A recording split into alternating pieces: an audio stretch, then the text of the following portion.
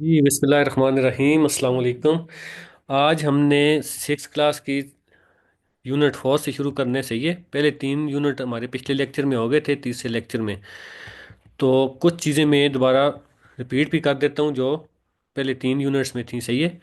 आखिरी कुछ चीज़ें हमने जल्दी में की हैं, तो थोड़ा सा मैं दोबारा बता देता हूँ, सही है। प्लस माइनस वाला मैंने आपको बहुत आसान तरीके से बता दिया है कि साइन प्लस माइनस हो तो प्लस माइनस को क्या करना है, सही है। उसको मैंने प्रॉफिट और लॉस के एग्जांपल से आपको समझाया। और जो मल्टीप्लाई डिवीजन वाला है उसको मैंने बहुत आसान दोस्त दुश्मन के रूल से समझाया है, क्योंकि इस तरह चीज़ आपको याद रहेगी, सही है। तो अभी जो है लास्ट में हमने तीसरे यूनिट के लास्ट में हमने पढ़ा था कम्यूटेटिव प्रॉपर्टीज़ और एसोसिएटिव प्रॉपर्टीज़, सही है। ये मैं रिपीट कर देता हूँ क्योंकि ये आपको अगले दोनों क्लासों में ये रिपीट हो रही हैं, सही है। अभी हम पढ़ रहे हैं इंटीजर्स की प्रॉपर्टीज़। यही प्रॉपर्टीज़ रैशनल नंबर की हैं और यही जो हैं वो आगे उसकी भी हैं, रियल नंबर की भी हैं, सही है। तो इसमें आपने देखना ये है कि कम्यूटेटिव प्रॉपर्टीज़ कौन सी हैं और एसोसिएटिव प्रॉपर्टीज़ कौन सी हैं, क्लियर प्रॉपर्टी कौन सी है, और एडिटिव इनवर्स और मल्टीप्लिकेटिव इनवर्स कौन से, सही है। तो सबसे पहले आप जो है वो कम्यूटेटिव प्रॉपर्टी देख लें। सबसे पहले ये होती है, सही है। ये रैशनल नंबर में भी आएगी, ये रियल नंबर में भी आएगी, इसलिए मैं इसको रिपीट कर रहा हूँ कि आगे दोबारा ये आएगी तो हम फिर वहाँ पे इसको ठीक है देख लेंगे दोबारा, लेकिन ये समझ नहीं आपने यहीं पे है, सही है। देखें, कम्यूटेटिव प्रॉपर्टी का मतलब ये है कि दो क्लियर प्रॉपर्टी तो मैंने आपको या क्लियर लॉ समझा लिया कि कहते हैं कि दो इंटीजर प्लस भी हों आपस में या मल्टीप्लाई भी हों तो उसका आंसर हमेशा इंटीजर ही आएगा। इसी तरह जब वो रैशनल में या आगे रियल में आपको समझाएगा क्लियर लॉ, तो उसमें वो कहेगा कि दो रैशनल नंबर प्लस भी हों या मल्टीप्लाई भी हों तो आंसर रैशनल ही आएगा। इस तरह clear law of real number ये है कि दो रियल नंबर प्लस भी हों या मल्टीप्लाई भी हों, प्लस और मल्टीप्लाई की बात हो रही है, सिर्फ माइनस और डिवीजन की नहीं हो रही, सही है, ये याद रखने। तो उसका आंसर रियल नंबर ही आएगा, सही है। तो अब हम आते हैं कम्यूटेटिव। ये कम्यूटेटिव प्रॉपर्टी भी जो है ये भी हम सिर्फ मल्टीप्लाई और प्लस की पढ़ेंगे, सही है। इसमें भी नेगेटिव और डिवीजन नहीं है, ये नेगेटिव और डिवीजन पे अप्लाई नहीं होती और वेरीफाई भी नहीं होती उस पर, सही है। तो इसलिए इसको हम ये देखें, कम्यूटेटिव लॉ और कम्यूटेटिव लॉ ऑफ एडिशन है, मल्टीप्लिकेशन है, सिर्फ, सही है। तो ही हैं। तो एडिशन क्या है और मल्टीप्लिकेशन क्या है मैंने कुछ चीज़ें आपको पिछले लेक्चर में बता दी थी, दोबारा हम इसको रिपीट कर लेते हैं। कहता है कि A plus B is equal to B plus A.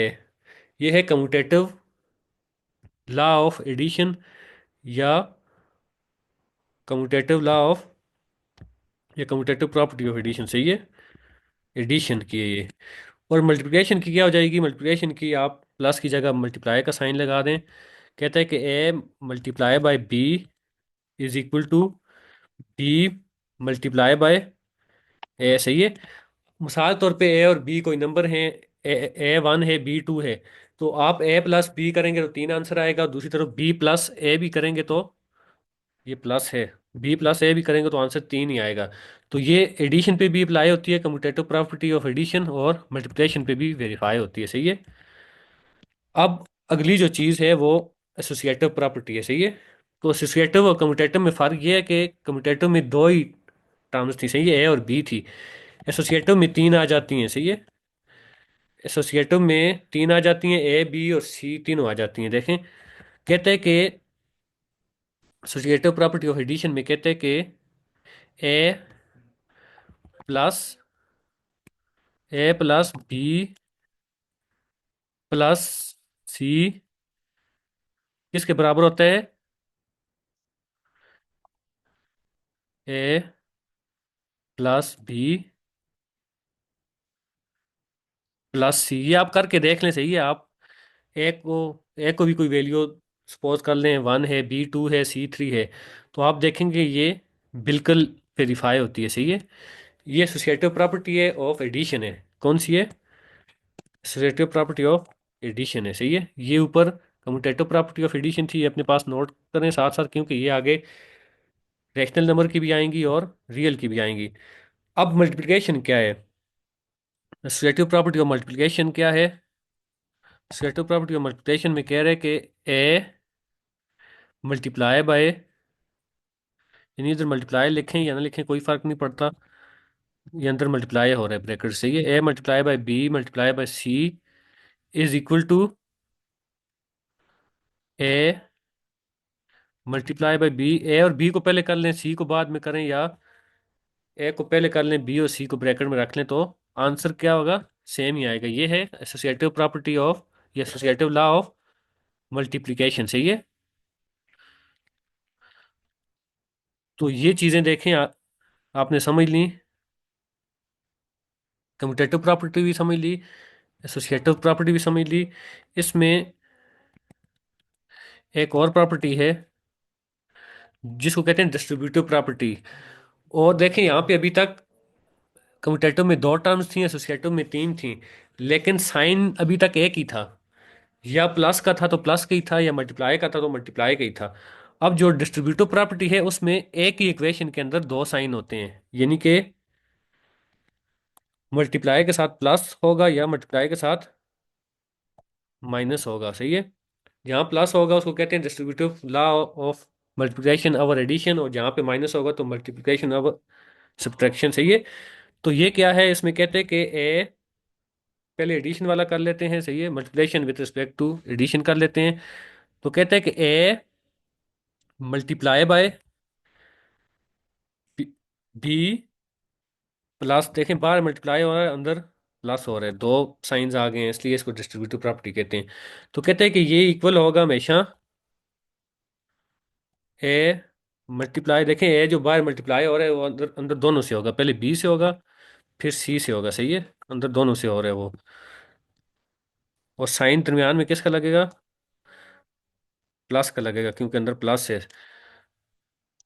Plus A multiply by C. तो ये कौन सी है, distributive property of multiplication over addition. सही है। और सब्ट्रैक्शन वाली में क्या फर्क है, ये प्लस की जगह से माइनस हो जाएगा, बाकी सेम वही है। सही है। ये जो प्लस है इसकी जगह माइनस हो जाएगा, बाकी सारी ये सेम है। सही है।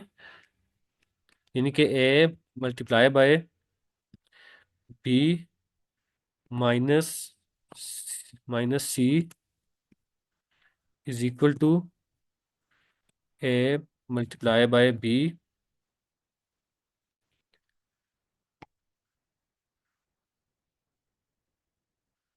माइनस, अब माइनस का साइन है। सही है, ए multiply by C.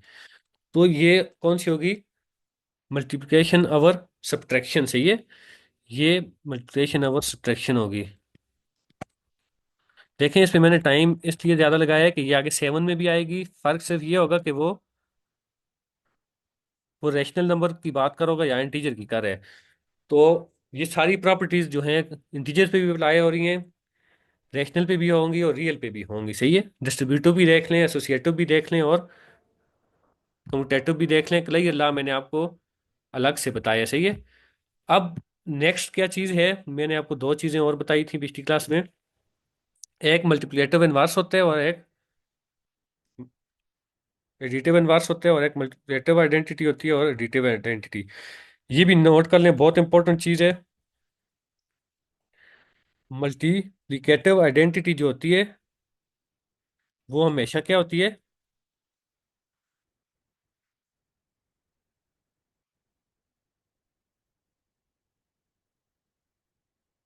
Multiplicative identity हमेशा वन होती है। सही है। और एडिटिव आइडेंटिटी हमेशा जीरो होती है। इसका मैंने बताया भी था ये क्यों होती है इस तरह।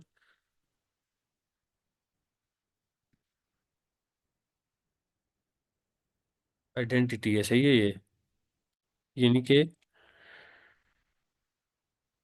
अब देखिए मल्टीप्लिकेटिव आइडेंटिटी वन इसलिए होती है कि वन किसी भी नंबर से मल्टीप्लाई हो जाए तो उस पे फर्क नहीं डालता। आप वन को 10 से मल्टीप्लाई करके देखें, आंसर 10 ही आएगा। सही है, 100 से मल्टीप्लाई करके देखें, लाख से करके देखें, आंसर वन ही आएगा, उस पर कोई फर्क नहीं डालता। इसलिए वन को कहते हैं ये मल्टीप्लिकेटिव आइडेंटिटी है। और जीरो को एडिटिव आइडेंटिटी इसलिए कहते हैं कि जीरो किसी भी नंबर में ऐड हो जाए। देखें यहाँ मल्टीप्लाई की बात है, यहाँ ऐड की बात है। तो जीरो किसी भी नंबर में ऐड हो जाए, 10 में ऐड करें, 100 में करें, तो उसके आंसर पे फर्क नहीं पड़ेगा। इसलिए जीरो क्या है, एडिटिव आइडेंटिटी है, और वन क्या है, मल्टीप्लेटिव आइडेंटिटी। आपसे डायरेक्ट भी पूछ सकता है कि मल्टीप्लेटिव आइडेंटिटी क्या है, वन है, जीरो है, माइनस वन है। अच्छा, अब मल्टीप्लेटिव इनवर्स क्या होता है? मल्टीप्लेटिव इनवर्स वो होता है कि कोई भी नंबर जो है, मिसाल तौर पे चार है, तो चार के साथ ऐसा नंबर मल्टीप्लाई हो कि आंसर वन आ जाए, यानी कि मल्टीप्लेटिव आइडेंटिटी आ जाए आंसर, तो वो उसका मल्टीप्लेटिव इनवर्स है। तो चार के साथ कौन सा नंबर मल्टीप्लाई हो के उसको वन कर सकते हैं, तो वो है वन, 1/4। सही है, चार चार से कट जाएगा आंसर। यानी कि इसका मल्टीप्लेटिव इनवर्स भी कहते हैं इसको, और रेसिप्रोकल भी कहते हैं इसका, उलट यानी। सही है। तो ये भी पूछ सकते हैं, कोई भी नंबर दे के पूछ सकते हैं कि इसका मल्टीप्लेटिव इनवर्स क्या है। सही है, तो ये भी याद रखने हैं। या रेसिप्रोकल क्या है इस नंबर का, उसका उलट है, यानी कि उसको क्रॉस करके वन आंसर आ जाए। इसी तरह एडिटिव इनवर्स क्या होगा, यानी कि कोई भी नंबर किसी नंबर के साथ ऐड होके, अब एडिशन की बात हो रही है, उसको जीरो कर दे, यानी कि एडिटिव आइडेंटिटी आंसर आ जाए। मिसाल के तौर पर फाइव, फाइव के साथ ऐसा कौन सा नंबर मिलेगा उसको जीरो कर देगा, -5। तो -5 और फाइव आपस में क्या है, एडिटिव इनवर्स हैं। सही है। तो ये चीज़ें अगली क्लासेस दोनों में भी आएगी, आपने अभी इसको अच्छे से समझ लेने हैं। तो अब हम आगे जाते हैं। सही है। इसमें एक और चीज़ रहेगी थी थर्ड यूनिट में, एक आखिरी चीज़ रहेगी थी फिर हमारा ये। देखें, एडिटिव आइडेंटिटी, एडिटिव इनवर्स, ये सारी चीज़ें यही हैं इसमें। बॉडमास रूल एक रह गया था, आप सुनते आ रहे हैं। इसमें अपने इम्पोर्टेंट चीज़ है, ये भी लाजमी समझनी है। BODMAS, BODMAS rule. देखें ये, इसका मतलब क्या है? ये जो बॉडमास रूल है इसमें, यानी कि ये बताता है कि कोई भी सवाल हो जिसमें ब्रैकेट्स भी हो, मल्टीप्लिकेशन भी हो, एडिशन भी हो, सब्ट्रैक्शन भी हो, डिवीजन भी हो, तो उसको कैसे हल करना है। देखें, बुडमास में जो बी है उसका मतलब है ब्रैकेट, ओ का मतलब है ऑर्डर, ऑर्डर का मतलब होता है तरतीब, यानी कि लेफ्ट से राइट का ऑर्डर है। सही है, जिस तरह लिखी जाती है इक्वेशन। तो अगर मिसाल के तौर पे देखें, फिर आगे समझें, पहले डिवीजन है, फिर मल्टीप्लिकेशन है, फिर एडिशन है, फिर सब्ट्रैक्शन है। सही है। और सबसे पहले ब्रैकेट है। तो ऑर्डर का मतलब ये है कि अगर एक ही इक्वेशन के अंदर प्लस दो जगह हो रहा हो, मिसाल को 2+3 है, -5 से आगे जाके फिर प्लस हो रहा हो, तो आपने उसको ऑर्डर में करना है, पहले लेफ्ट वाला करना है, फिर राइट वाला करना है। ऑर्डर की समझ आ गई, आगे डिवीजन, मल्टीप्लिकेशन, एडिशन, सब्ट्रैक्शन। अब असल चीज़ जो इसमें समझनी है वो ब्रैकेट है, क्योंकि ब्रैकेट जो है वो चार किस्म की हैं। सही है, एक ही ब्रैकेट नहीं है, ये चार किस्म की ब्रैकेट्स आ सकती हैं किसी भी इक्वेशन में। ये देखें, ये जो ब्रैकेट है ये ऊपर होती है बार की तरह, पीछे हमने साइंस में बार मैग्नेट भी पढ़ा था, ये हॉरिजॉन्टल इस तरह होती है, लाइन ऊपर पड़ी होगी। सही है, मैं आपको एक सवाल भी दिखाऊंगा, बल्कि आप ये देख लें अभी। ये बार ब्रैकेट है। सही है, ये 5-3 के ऊपर है। तो कहते हैं कि अगर ब्रैकेट्स होंगी तो ब्रैकेट्स में सबसे पहले बार ब्रैकेट को करना है, यानी ब्रैकेट तो करनी ही है सबसे पहले, लेकिन ब्रैकेट्स में भी सबसे पहले बार ब्रैकेट को करना है, फिर छोटी ब्रैकेट को करना है, फिर दरमियानी को करना है, फिर बड़ी को करना है। छोटी ब्रैकेट को हम राउंड ब्रैकेट भी कहते हैं, क्योंकि ये गोल होती है, देखें राउंड होती है। और इसका दूसरा नाम है पेरेंथीसिस, ये याद रखने। पेरेंथीसिस भी कहते हैं, राउंड भी कहते हैं। गोल होती है, यानी शेप से देखें तो राउंड होती है, वो आपको समझ आ जाएगी। पेरेंथीसिस भी कहते हैं और कर्व भी कहते हैं, इसके तीन नाम है। तो ये आपसे पूछ सकते हैं पेपर में, दे के नीचे पूछ ले कि ये कौन सी ब्रैकेट है, पेरेंथीसिस है, कर्व्ड है, ब्रेसेस है, या बोथ A और B है, इस तरह करके। सही है। ये दरमियानी ब्रैकेट भी इसको कहते हैं हम अपनी जुबान में, और करली ब्रैकेट भी कहते हैं, और ब्रेसेस भी कहते हैं, इसके भी तीन नाम है। ये दोनों नाम नोट कर लें। दरमियानी ब्रैकेट तो ज़्यादा बात शेप से पता लग जाएगा, करली और ब्रेसेस भी कहते हैं। इसको पेरेंथीसिस भी कहते हैं और कर्व भी कहते हैं। और ये बड़ी ब्रैकेट जो है, इसको देखें स्क्वायर की तरह है, ये स्क्वायर आप इस तरह बनाते हैं, स्क्वायर की तरह है। और दूसरा इसको बॉक्स ब्रैकेट भी कहते हैं। सही है। तो अब ब्रैकेट में भी सबसे पहले आपने बार करनी है, फिर राउंड करनी है या छोटी ब्रैकेट, फिर दरमियानी और फिर बड़ी। ये है बॉडमास रूल। सही है। अब कोई भी सवाल देख लें, मिसाल के तौर पे ये पहला सवाल है, देखें इसमें तो एक ही ब्रैकेट थी, छोटी ब्रैकेट है, तो उसने सबसे पहले ब्रैकेट हल कर ली, उसके बाद वो मल्टीप्लिकेशन पे गए, तरतीब से गए, सही है। अब इसमें देखें, इस सवाल में दो ब्रैकेटें हैं, इसमें बार अभी तक नहीं आई, एक छोटी ब्रैकेट है, एक सबसे बड़ी है। तो सबसे पहले उसने छोटी ब्रैकेट हल की है, और छोटी ब्रैकेट के अंदर भी माइनस भी हो रहा था और मल्टीप्लाई भी, तो सबसे पहले मल्टीप्लाई किए फिर माइनस किए, फिर छोटी ब्रैकेट खत्म हुई है तो फिर बड़ी ब्रैकेट की तरफ कैसे, ये अब देखें बार ब्रैकेट भी आ गई है, छोटी भी आ गई है, दरमियानी भी आ गई है, बड़ी भी आ गई है, डिवीजन भी है, मल्टीप्लिकेशन भी है, इस सवाल में सब कुछ है। इस सवाल को आप समझ लें तो आपको पूरा समझ आ जाएगा। देखें, सबसे पहले वो किसकी तरफ गया है, बार ब्रैकेट की तरफ गया है। बार ब्रैकेट क्या थी, 5 - 3, तो 5 - 3 को हल कर लिया, 2 आंसर आ गया, बार ब्रैकेट खत्म होगी। फिर छोटी ब्रैकेट की तरफ गया है, छोटी ब्रैकेट अंदर है 7 + 2, 7 + 2 को हल किया 9, बाकी सारा उसी तरह लिखने हैं जब तक छोटी ब्रैकेट नहीं हल हो जाती। छोटी भी हल होगी। अब दरमियानी ब्रैकेट की तरफ गया, दरमियानी ब्रैकेट देखें काफ़ी बड़ी है, इसके अंदर प्लस भी हो रहा है, मल्टीप्लाई भी हो रहा है, डिवाइड भी हो रहा है, माइनस भी हो रहा है। तो सबसे पहले क्या करना है, डिवाइड करना है रूल के हिसाब से, बॉडमास रूल में DMAS है, सही है। डिवाइड कर लिया, 21 को 7 पे किया, 3 आंसर आ गया। अब मल्टीप्लाई करने हैं, 7 को 3 से किया, 21 आ गया। अब प्लस करने हैं और आखिर में माइनस करने हैं, फिर आखिर में हमारे पास बड़ी ब्रैकेट रह जाएगी, सही है। तो जब तक छोटी ब्रैकेट खत्म नहीं होगी दरमियानी शुरू नहीं करनी, दरमियानी खत्म नहीं होगी बड़ी ब्रैकेट शुरू नहीं करनी। अब आपने इसके एक दो सवाल खुद करने हैं, सही है, फिर आपको ये चीज़ कंफर्म होगी। ये देखें, जब भी मिक्स्ड फ्रैक्शन आ जाए इसको सबसे पहले इम्प्रॉपर में कन्वर्ट करना है, मैंने तरीका बताया हुआ है। वरना मिक्स्ड फ्रैक्शन को आप डायरेक्ट डिवाइड भी नहीं कर सकते किसी के साथ, ना उसको मल्टीप्लाई कर सकते हैं। अब हम जाते हैं अगले चैप्टर की तरफ, अगली यूनिट की तरफ। देखें, उसमें मैंने आपको कुछ चीज़ें बता दी थी। रेट कहते हैं किसी भी चीज़ का, मैंने आपको बताया है कि मिसाल तौर पे किसी भी चीज़ का कहेगा 10 किलो चीनी 1000 रुपये की है, 1 किलो चीनी कितने की होगी, उसका रेट निकालें। तो 1000 को 10 पे डिवाइड करने हैं।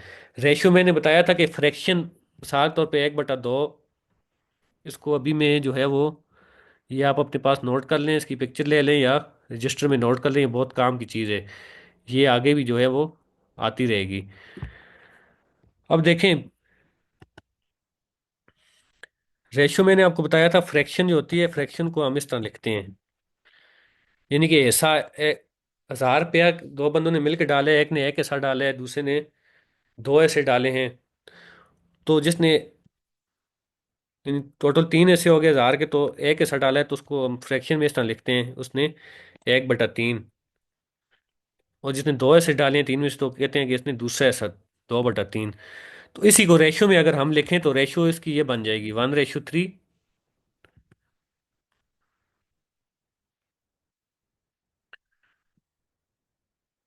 और या इनकी आपस में अगर आप कंपेयर करें तो किस रेशियो से इन्होंने ऐसा डाला है, तो एक का एक ऐसा है, एक का दो ऐसे हैं, तो इनकी आपस की रेशियो जो बनेगी वो बनेगी 1:2, सही है। 3 ऐसे हैं, एक एक का ऐसा, ये रेशियो भी कह सकते हैं, शेयर भी कह सकते हैं। जिस तरह हम कहते हैं बिजनेस में फलां बंदे कितना शेयर है, तो उसका मतलब ये होता है कि उसके रेशियो क्या है, उसने किस रेशियो से पैसे डाले हुए हैं, सही है। यानी कि 1000 रुपये एक बंदे ने 700 अगर डाला है, एवरेज में बता रहा हूँ, या 300 रुपया उसने 200 डाला है, तो उसका उसके दो हिस्से हैं। जिसने 100 डाला है उसका एक हिस्सा है। तो टोटल हिस्से निकालने के लिए भी उसका फॉर्मूला ये होता है कि टोटल कितनी है, टोटल 3 हिस्से हैं, जिसने एक डाला है तो 1/3 मल्टीप्लाई बाय टोटल अमाउंट जो है, सही है। तो उसका हिसाब निकल आएगा इस तरह। तो बहरहाल ये सिर्फ मैं आपको फिलहाल रेशियो समझानी थी, रेशियो और फ्रैक्शन का फ़र्क क्या है। परसेंटेज हम पीछे कर आए हैं, परसेंटेज को हमने फ्रैक्शन में कन्वर्ट करना भी सीखा है, डेसिमल में भी सीखा है, डेसिमल को वापस परसेंटेज में भी सीखा है, फ्रैक्शन को भी परसेंटेज में कन्वर्ट करना सीखा है हमने, सही है। तो अब देखें, ये सारी यही चीज़ें हैं।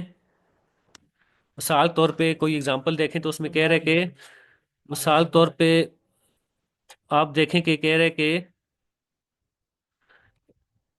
कहते हैं कि someone uses 8 eggs out of 40 eggs to make a cupcake. तो कहते हैं कि express used eggs as a percentage and find the percentages of egg, यानी कि 40 में से 8 अंडे उसने लगाए हैं केक बनाने में। तो कह रहा है कि कितने परसेंट अंडे उसने इस्तेमाल किए हैं। तो यानी कि 8 को ऊपर रखेंगे, 40 को नीचे रखेंगे, जिस तरह हम मार्क्स कैलकुलेट करते हैं, तो जितने मार्क्स लिए हों उसको ऊपर रखते हैं, जितने में से लिए हैं उसको नीचे, और 100 से तकसीम करते हैं, मल्टीप्लाई करते हैं। तो ये 20% आंसर आ गया इसका, सही है। ये देखें, 8 ऊपर रखे, 40 नीचे रखे, 100 से मल्टीप्लाई किए। तो इस तरह कोई भी चीज़ एक एग्जांपल और देख लें। कहता है कि 25 सेंटीमीटर 285 सेंटीमीटर में से कितने परसेंट बनते हैं। तो जिसका पूछ है उसको ऊपर रखना है, जो टोटल है उसको नीचे रखना है और 100 से मल्टीप्लाई करने हैं, सही है। अब देख लें, आपको इस तरह का सवाल पूछ लिया अगर कोई, कि आपको परसेंटेज जो है वो उसने खुद दी हुई हो, कि जैसा ये कह रहे 30% और कप के एक साथ चॉकलेट, परसेंटेज खुद दी हुई हो, और पूछे कि मिसाल के तौर पे कह रहे कि हादिया ने 30 केक्स बनाए हैं, 30% उनमें से चॉकलेट वाले हैं, परसेंटेज अब उसने खुद दे दिए, लेकिन आपसे नंबर पूछ रहे हैं कि कितने नंबर हैं चॉकलेट वाले 30 में से। तो देखें, जब भी परसेंटेज आपको खुद देगा और नंबर पूछ रहा होगा, यानी उसने क्या कहा है, 30, 30 टोटल हैं, और 30% आपसे कह रहे हैं कि कितने बनते हैं 30 के। 30% मालूम कर रहे हैं किसके, 30 के। इस तरह कोई भी सवाल हो जिसमें से आपको टोटल दे और परसेंटेज भी दे और आपसे नंबर पूछे कि अब आप नंबर बताएं कितने हैं, सही है। ये इस तरह भी पूछ सकता है कि एक बंदे ने 80% नंबर लिए हैं मैट्रिक में से, और मैट्रिक के टोटल नंबर 1100 हैं, तो बताएं उसने कितने नंबर लिए हैं। तो आपने हमेशा इस तरह करने, आपसे पूछ कितने परसेंट रहा है, 30%, टोटल क्या है 30, यानी 30 का 30% पूछ रहे हैं आपसे। इसमें डायरेक्ट भी सवाल बाज औकात पूछते हैं कि 200 का 50% कितने हैं, 50% ऑफ 200 कितने हैं, सही है। ये देखें 50%, ये भी मैं आपको बता देता हूँ। 200 कितना होते हैं, 200 का 50% कितना होते हैं, वैसे जुबानी भी कोई करे तो उसको पता है 50%, 200 का आधा होता है, 100 होते हैं। लेकिन चलें इसको फॉर्मूले से भी करते हैं। जब भी इस तरह की चीज़ आ गई आपने क्या करना है, देखिए मैंने आपको बताया था, परसेंटेज को जब फ्रैक्शन में कन्वर्ट करते हैं तो 100 को हमेशा तकसीम करते हैं, और किसी चीज़ को परसेंटेज में कन्वर्ट करते हैं तो फिर मल्टीप्लाई करते हैं। देखें, 30 को, 30% को कन्वर्ट कर दिया, 30/100 लिखेंगे। ऑफ जहां भी आया, ऑफ का मतलब हमेशा मल्टीप्लाई है, याद रखें इसको। ऑफ का मतलब हमेशा मल्टीप्लाई है, तो यहाँ पे मल्टीप्लाई लगाएंगे और आगे 30 लिख लेंगे। देखें, ऑफ की जगह मल्टीप्लाई लिख कर दिए, परसेंट की जगह 100 तकसीम कर दिए, 30/100 × 30। अब आपका आंसर निकल आएगा। मैंने आपको बताया इसका आंसर 100 आना चाहिए, तो देखते हैं 100 आ रहा है या नहीं आ रहा। 50/100, ऑफ का मतलब क्या है, मल्टीप्लाई, मल्टीप्लाई बाय 200। अब ये 100 200 आपस में कट रहे हैं, 100 नीचे है, 200 ऊपर, आपस में काट सकते हैं इसको, तो ये बन जाएगा 50/2।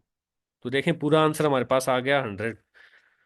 तो इस तरह जब भी कोई चीज़ परसेंटेज में खुद दे, आपसे नंबर पूछे, तो आपने इस तरह लिखते हैं उसको अपनी आसानी के लिए। 30 का 30% पूछ रहे, 200 का 50% पूछ रहे, तो 50% ऑफ, यानी स्टेटमेंट को आप इसी तरह लिख सकते हैं ना। आपसे पूछे बंदा के 30 का 30% कितना होता है मुझे बताएं, तो आप लिखेंगे ये मुझसे पूछ रहे 30%ऑफ 30, सही है। 50% मुझसे पूछ रहे 200 का, तो ये जब लिखेंगे तो बहुत आसान है। इसको ख़त्म करके इसी जगह 100 डिवाइड करेंगे, और ऑफ का मतलब हमेशा मल्टीप्लाई है, सही है। तो बहुत आराम से आपके पास आंसर निकल आएगा, सही है। तो इस तरह के सवाल हैं इसमें। ये देखें सारे सवाल वही हैं जो मैंने आपको भी करा दिए हैं। 15% कितने हैं 35 का, 90% कितने हैं 1000 का, 5 या 2% कितने हैं 500 का। तो एक ही फार्मूला है, परसेंटेज को ख़त्म करके नीचे 100 तकसीम करेंगे 15 पे, और आगे ऑफ को ख़त्म करके मल्टीप्लाई करेंगे 35 पे, सही है। तो आपके पास बहुत आराम से आंसर निकल आएगा। अब यहाँ पे परसेंटेज पूछ रहे हैं, सही है। यहाँ पे परसेंटेज दी हुई थी, नंबर पूछ रहा था, यहाँ पे परसेंटेज पूछ रहे हैं कि 600 में से 50 नंबर के लें कितने परसेंट होते हैं। तो उसका वो फार्मूला है, 600 के नीचे रखेंगे, 50 के ऊपर रखेंगे और 100 से मल्टीप्लाई करेंगे यहाँ पे, सही है। तो बहरहाल ये सारे सवाल इसी तरह के हैं। किसी में परसेंटेज दे के नंबर पूछ रहा होगा, किसी में नंबर दे के परसेंटेज पूछेगा, सही है। तो आपने ये सारे, अब इसमें कह रहे हैं कि बड़ा कौन सा है, 60 में से 22 बड़ा है या 60 में से 54 बड़ा है। ये तो खैर सामने जाहिर भी है 54 बड़ा होगा, लेकिन आगे वाले नंबर मुख्तलिफ हों अगर, जिस तरह ये है, कह रहे हैं कि 60 में से 10 बड़ा है या 70 में से 15 बड़ा है, अब ये थोड़ा सा मुश्किल हो गया है। तो इसमें से जाहिर बात है आप क्या करेंगे, या तो इसको ऊपर नीचे रख के काट दें, या इसकी परसेंटेज निकाल दें, 10 को ऊपर रखें, 60 को नीचे रखें बड़े को, और 100 से मल्टीप्लाई करें। यहाँ पे 15 को ऊपर रखें, 70 के नीचे रखें, 100 से मल्टीप्लाई करें। तो सिंप्लीफाइड हो जाएगा, जिसकी परसेंटेज ज़्यादा निकलेगी वही बड़ा है, सही है। तो ये मुश्किल सवाल नहीं है, ये सिर्फ प्रैक्टिस के सवाल हैं, सही है। प्रैक्टिस आपको लाजमी करनी है। देखें उसी तरह के सवाल हैं। 900 का 5% कितने हैं? अब कुछ चीज़ें डिक्रीज भी हो रही होती हैं। देखें अब कह रहे हैं कि 500 जो है वो अगर 17% डिक्रीज हो जाए, ये बाज़ औक़ात आपने देखा होगा किसी जगह पे डिस्काउंट लगा होता है जी, फलां शर्ट पे जो है वो 100 रुपये डिस्काउंट, 10% डिस्काउंट है। तो देखें उसमें भी यही चीज़ है। आपने इसमें कंफ्यूज नहीं होना, 500 पहले लिखा है, जो भी लिखा है ये डिक्रीज हो रहा है या इंक्रीज हो रहा है, आपने सिंपल एक काम करना है। डिक्रीज हो रहा है इंक्रीज हो रहा है पहले इसको छोड़ दें। टोटल परसेंटेज क्या है, परसेंटेज क्या है और कितने में से है, किसकी बात कर रहे हैं? 17%, 500 का कह रहे हैं ना। देखें 500 कह रहा है कि 17% डिक्रीज हो जाए तो क्या बनता है। आपने पहले अमाउंट निकालनी है, डिक्रीज इंक्रीज को छोड़ें। 17% 500 का बनता क्या है? फॉर्मूला वही है, 17/100 × 500। तो ये मेरे ख्याल से आपके पास निकलेगा, मैं ज़ुबानी कर लेता हूँ। 100 में से 17% 17 होता है, तो 17 × 1 85 निकलेगा। यानी कि 85 बनता है 17% 500 का। तो डिक्रीज हो रहा है तो 500 में से माइनस कर लें 85 को, सही है। तो 415 रह जाएगा। या पूछे कि कितना डिक्रीज हो रहा है, तो 85 डिक्रीज हो रहा है। इसी तरह देखें, अगर आपको कहे कि जी एक शर्ट है, 1000 रुपये की शर्ट है, जिस तरह आपने देखा होगा, ये उसकी प्राइस है टोटल, सही है। और कहे कि इसके ऊपर डिस्काउंट लगा हुआ है 15%। कितना डिस्काउंट लगा हुआ है? 15% डिस्काउंट है। जिस तरह लगा हुआ होता है जी, 1000 रुपये की कीमत है, 15% डिस्काउंट है। तो आपसे पूछे कि डिस्काउंट कितने हैं इस पे, यानी इसकी परसेंटेज तो बता दिए, तो रकम कितनी है जो डिस्काउंट वाली है? तो सिंपल, 15% पूछ रहे हैं कितने का? 1000 का। फीसद को ख़त्म करके नीचे 100 डिवाइड करें और आगे ऑफ की जगह मल्टीप्लाई। तो आंसर निकल आएगा। ये मेरे ख्याल से बनेगा 15। 100 में से 15 हो तो 1000 में से 150 होते हैं। 150 डिस्काउंट है। आपसे डिस्काउंट भी पूछ सकते हैं, 150। और आपसे ये भी पूछ सकते हैं कि डिस्काउंट के बाद शर्ट की कीमत क्या रह जाएगी। तो आपने सवाल को समझना है। तो शर्ट डिस्काउंट के बाद शर्ट की कीमत क्या रह जाएगी, तो जाहिर बात है 150 डिस्काउंट है तो कीमत 850 रह जाएगी, 1000 में से माइनस कर लेनी है। तो इस तरह के सवाल हैं। देखें ये आपको समझ एक बार आ गई तो ये बहुत मज़े के सवाल हैं सारे। और ये हमारी डेली उसमें प्रैक्टिकल की चीज़ें हैं, सही, ऐसी चीज़ें नहीं है प्रैक्टिकल नहीं होती। ये सारे डिस्काउंट लगे होते हैं, कहीं फला इंश्योरेंस है, इतनी परसेंट इंश्योरेंस है, ये सारा। अब देखें, अब रेशो पे बात कर रहे हैं। रेशो मैंने आपको बताया है कि दो नंबरों को दो नंबरों को हमेशा कंपेयर किया जाता है। अब ये जिस तरह कह रहे हैं कि एक स्कूल में लड़कियों की तादाद 340 और लड़के 430 हैं, तो कहते हैं कि इनकी रेशो क्या है, आपस में किस रेशो से हैं? लड़के 430 हैं, लड़कियां 340 हैं। तो रेशो 430 रेशो 340 बन रही है। और फ्रैक्शन में लिखेंगे तो रेशो को फ्रैक्शन में ऐसे लिखते हैं, 430 ऊपर और 340 नीचे, सही है। तो इस अभी कट भी रहे हैं, जीरो जीरो से कट रहा है। ये ऊपर नीचे इसने तब लिखे हैं मजीद काटने के लिए, अभी ये कट रहे हैं, सही है। ये अभी इसकी फाइनल रेशो नहीं आई, ये सिंप्लीफाई हो रहे हैं। जीरो जीरो से कट गया, 43 34 रह गया, अब ये मजीद नहीं कट रहा। तो इसलिए बस यही आंसर है। रेशो क्या बन गई आखिर में? 43 34, सही है। तो इसी तरह देखें, नीचे कह रहे हैं कि आसम एंड माद हैव, आसम के पास 150 रुपये हैं, माद के पास 190 हैं। तो इनकी रेशो क्या है? रेशो 150 रेशो 190 है। जीरो जीरो से कट के 15 रेशो 19। ये मजीद भी तकसीम और होता है, एक टेबल में आ रहे होते, यहाँ पे 18 होता अगर, तो मजीद इसको काट लेते, ये 5 हो जाता, ये 6 हो जाता, सही है। तो इसी तरह मुख्तलिफ दो चीज़ों की रेशो पूछ सकते हैं। यहाँ पे पेंसिल और 7 पेंसिलें हैं, 4 किताबें हैं, क्या रेशो है दोनों की? खैर बात है, 4/7 है। इसमें थोड़ा सा जो रेशो है ना वो, अभी तक तो देखें दो चीज़ों की रेशो पूछ रहे हैं, इसमें तीन चीज़ें भी होती हैं, उसमें थोड़ा सा आपने समझना होगा। तीन चीज़ों की रेशो पूछते हैं तो अब देखें यहाँ पे 14 और 16 रेशो आ रही थी, तो काट के उसने 7/8 कर दिए। तो जहाँ तक सिंप्लीफाई हो रहा है आपने उसको करना है, सही है। अब देखें 35-55 की क्या रेशो है पूछ रहे हैं, इसको काटने हैं जहाँ तक कट रहे। कहते हैं 15 मिनट और 3 घंटे की क्या रेशो है। तो जाहिर बात है, मैंने आपको बताया जब दो मुख्तलिफ यूनिट में चीज़ आ जाए तो आपने उसको पहले छोटे यूनिट में कन्वर्ट करना है। यानी कि 3 घंटों को भी पहले मिनटों में कन्वर्ट करें। ये ना हो कि आप 15 मिनट की और साथ तीन तीन और 15 की रेशो निकालना शुरू हो जाए। वो 3 घंटे की बात कर रहे हैं, इधर 15 मिनट है। तो इसको आपने पहले मिनटों में कन्वर्ट करना है, 180 मिनट हो जाएंगे, फिर रेशियो निकालनी है दोनों की। यहाँ पे किलोमीटर को मीटर में कन्वर्ट करना है, सही है। तो रेशियो हमेशा सेम यूनिट की बनेगी। इस तरह ना हो कि आप, $1 है और दूसरी तरफ पाकिस्तान के 10 रुपये हैं, तो आप $1 और 10 रुपये को रेशियो बनाए और कहेंगे जी पाकिस्तान वाले की रेशियो ज़्यादा है। पहले डॉलर को कन्वर्ट तो करें पाकिस्तान रुपए में, फिर पता लगेगा कि $1 में कितने रुपए होते हैं या क्या रेशियो है उनकी, सही है। तो ये सवाल आपने करने की कोशिश करनी है। देखिए मैंने आपको अभी यही कहा था कि कॉन्टिन्यूड रेशियो भी होती है, सही है। कॉन्टिन्यूड रेशियो का मतलब ये है कि तीन चीज़ें आ जाएंगी इसमें, सही है। पीछे अभी तक हम एक्स वाई या दो ही चीज़ें पढ़े थे, अब इसमें क्या आ गया, एक्स वाई जेड तीन चीज़ें आ गई हैं। तो जब इस तरह का मसला आए तो उसको कैसे हल करना है, अब देखें। इसको कहते हैं कॉन्टिन्यूड रेशियो। इसमें तीन चीज़ें आ गई हैं, अब देखें। कहता है कि ए और बी के रेशियो आपस में 2-3 है। ए 2 है और बी 3 है।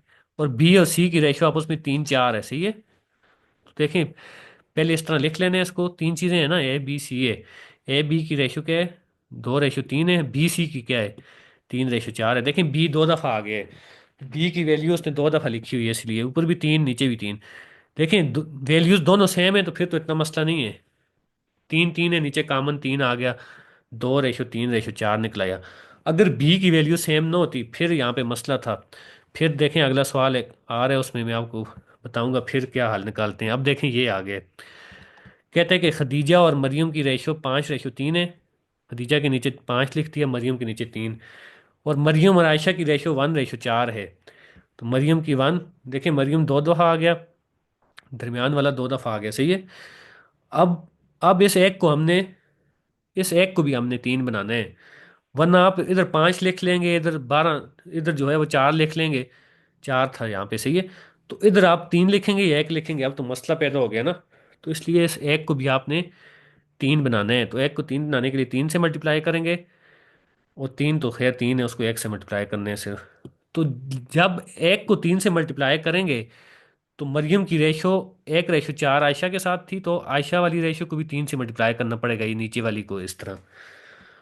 ऊपर जब मरियम की रेशो को 1 से मल्टीप्लाई किया उससे फ़र्क नहीं पड़ता, लेकिन ये भी उसी से मल्टीप्लाई करनी पड़ती। खुदा न वास्ता यहाँ पे आपको ये सवाल यानी मुश्किल होता, 3 से 4 से मल्टीप्लाई करने का कह होता ऊपर भी, तो यहाँ भी आपने 4 से फिर मल्टीप्लाई करना था, सही है। तो देखें अब बराबर हो गया, 5, 12 और 3। तो ये कॉन्टिन्यूड रेशियो होती है, इसमें तीन चीज़ें आ गई हैं, सही है। आगे हम पढ़ेंगे अगली क्लास में रेशियो में चार चीज़ें भी होती हैं, सही है। तो ये थोड़ी थोड़ी चीज़ मुश्किल होगी, आपने इसको जितना सीख रहे हैं उसको नोट कर लें ताकि पिछली चीज़ समझ आ जाए, फिर अगली चीज़ ज़्यादा मुश्किल नहीं लगेगी, सही है। अब देखें, कह रहे कि मिस्टर अदनान ने 87,000 रुपया तकसीम किया है, यानी कि बेवा औरतों के दरमियान। तीन बेवा औरतें हैं, एक का नाम ए है, एक का बी है, एक का सी है। तो उसने आपको रेशो बता दिए कि उसने इस रेशो से तकसीम किए है, लेकिन कीमत आपने खुद मालूम करनी है कि ये 87,000 रुपया उसने जो तकसीम किए, ए पे कितना आया, बी पे कितना आया, सी पे कितना आया। तो देखें वो कह रहे हैं कि ए और बी की रेशो है 4:3, और बी और सी की रेशो है 2:5। तो इस रेशो पे उसने तकसीम किया है। अब आपने खुद निकालना है कि उसने किसको कितनी रकम दी है। तो देखें उसका सिंपल हाल ये है कि पहले उसको लिख लें, A/B कितनी थी, 4:3। एक के नीचे 4 लिख लें, बी के नीचे 3 लिख लें। बी और सी की कितनी थी, ये तीर फिलहाल भूल जाएं, सीधा सीधा लिख लिया। बी की रेशो सी की रेशो 2:5 थी, सही है। अब हमने वही हल करना है, दरमियान में दो आ गई हैं वैल्यूज। तो यहाँ पे क्या करना है, दो को 3 से मल्टीप्लाई करना है, सही है। देखें इनको हमने एक नंबर बनाने हैं, 2 और 3 को हमने एक नंबर बनाने हैं। तो 2 और 3 एक नंबर कैसे बन सकते हैं, देखें अगर ये किस टेबल में, मतलब किस टेबल में आ रहे हैं कि दोनों एक नंबर बन जाएं। करीब करीब टेबल कौन से है ऐसा जिसमें दो भी आ रहे, तीन भी आ रहे। 4 का टेबल उठाएं, उसमें दो तो आ रहा है लेकिन 3 नहीं आ रहा, इसलिए इसको 4 नहीं बना सकते दोनों को। 5 के टेबल उठाएं ना, 2 के टेबल में आ रहा है ना 3 के, इसलिए 5 भी नहीं बना सकते इनको। 6 बना सकते हैं, 6 के टेबल में दो भी आ रहा है, 3 भी आ रहा है। तो इसलिए 2 को 3 से मल्टीप्लाई कर लिया, 3 को 2 से कर लिया, दोनों 6 बन गए। लेकिन मसला ये है कि 2 को जब 3 से करेंगे तो इस 5 को भी 3 से करना पड़ेगा, और इस 3 को 2 से करेंगे तो इस 4 को भी दो से करना पड़ेगा। देखिए इस तरह क्रास भी लगा दिए, 4 को 2 से, 3 को 5 से। आप इस तरह भी कर सकते हैं, और जिस तरह मैंने बताया है, इसने किया क्यों है कि 2 को 6 बनाया है, 3 को भी 6 बनाया है। तो अब क्या बन गया देखें, ये 8 बन गया, ये 6 बन गया, और ये 15 बन गया। अब जब रेशो आपके पास आ गई, ए की रेशो 8 है, बी की रेशो 6 है, सी की रेशो 15 है, तो अब आपको पता लग जाएगा कि देखें, ये तो सामने पता लग गया आपको कि सबसे ज़्यादा कीमत इसको मिलनी चाहिए, इसका ऐसा सबसे ज़्यादा है। दूसरे नंबर पे इसकी बननी चाहिए, तीसरे पे इसकी बननी चाहिए। तो अब मैंने आपको बताया था कि देखें, अगर ए की कीमत मालूम करें तो ए की रेशो क्या बन रही है, 8। टोटल रेशो क्या बन रही है, टोटल हिस्से कितने हैं, 15, 6, 21 और 8, 29। तो 8 को ऊपर लिखेंगे, 29 को नीचे लिखेंगे, और टोटल रकम जो है उससे मल्टीप्लाई कर देंगे। तो ए को जो ऐसा मिला है, जिसके 8 शेयर थे, 24,000। 6 को सबसे कम मिलेगा, जाहिर बात है सामने लग रहा है उसका हिस्सा कम है, 6, तो 18,000। और 15 को कितने मिले, 45,000। तो बहरहाल ये सारे सवाल अब आपको यही दे रहे, ए बी दे रहे, बी सी दे रहे, ए बी सी फाइंड करने का कह रहे। तरीका पीछे सारा मैंने आपको बता दिया है, सही है। इस तरीके से आपने सवाल करने हैं, जो हल ना हुआ खैर मेरे साथ आपने शेयर कर देने हैं, सही है, कोई मसला नहीं है, हम डिस्कस करेंगे, ऑनलाइन सेशन में भी करेंगे। वैसे मुझे आपने अलग से भी भेज देने हैं, वहाँ भी डिस्कस कर लेंगे, फिर हम आगे जाएंगे, सही है। अब देखिए रेट का मैंने पहले आपको बता दिया था, रेट ये होते हैं। राबिया कहते हैं कि 6 किलोमीटर राबिया ने सफ़र किया 3 घंटे में, तो उसकी स्पीड क्या है 1 घंटे की। ज़्यादा पता 6 को 3 से मल्टीप्लाई डिवाइड करेंगे, तो उसने 1 घंटे में 2 किलोमीटर के हिसाब से सफ़र किया है, सही है। तो ये रेट होते हैं, इस तरह की चीज़ें होती हैं कि 10 किलो की, मैंने आपको पहले भी बताया था, कहते हैं कि 10 किलो चावल 2200 के हैं, तो 1 किलो चावल कितने के होंगे, 2200 को 10 पे तकसीम करने हैं, 220 रुपये के किलो चावल हैं। 12 लीटर मिल्क, 12 लीटर दूध 2160 रुपये का, तो 1 लीटर कितने का होगा, 2160 को 12 पे। जाहिर बात है ये तो प्रैक्टिकल चीज़ है, रोज़ हमारा वास्ता पड़ता है इससे। अच्छा, तो ये रेट में ये चीज़ें हैं, सही है। अब ये रेट, परसेंटेज और रेशो तीनों आप समझ गए हैं, तीनों का आपको फ़र्क भी पता लग गया होगा। रिव्यू एक्सरसाइज आपने खुद करनी है, सही है। तो अभी मैंने आपको बताया था कि ज्योमेट्री, अलजबरा और सेट, इस तरह की चीज़ें जो हर क्लास में आ रही हैं, इनको हम एक साथ अलग से करेंगे। अभी हम जो है वो फोर्थ, फिफ्थ, सिक्स के इब्तदाई यूनिट्स हमने किए हैं, यानी कि चौथी क्लास के भी पहले 4, 5 यूनिट पढ़े हैं, पाँचवीं के भी पहले 4 पढ़े हैं, और छठी के भी अब हमने 4 कर लिए हैं, सही है। जो चीज़ें सारी क्लासेस में आ रही हैं आगे, उसको हम एक जगह करेंगे। अभी मैं आपको सेट समझाऊं, आगे जाके 7 में मैं फिर आपको नंबर सिस्टम्स बनाना शुरू कर दूंगा, उस तरह आपको कन्फ्यूजन होगी, सही है। तो इसको सेट को भी हम, सेट के ऊपर मैं पूरा एक लेक्चर बनाऊंगा, जिसमें छठी क्लास, ये चौथी पांचवी में सेट नहीं है, देखें अभी छठी में आया है, छठी क्लास का सेट, सातवीं क्लास का सेट और आठवीं क्लास का सेट, ये मैं आपको एक लेक्चर में समझाऊंगा। वही चीज़ें हैं, आपको बहुत आराम से आधे पौने घंटे का लेक्चर होगा, उसमें सारी समझ आ जाएगी।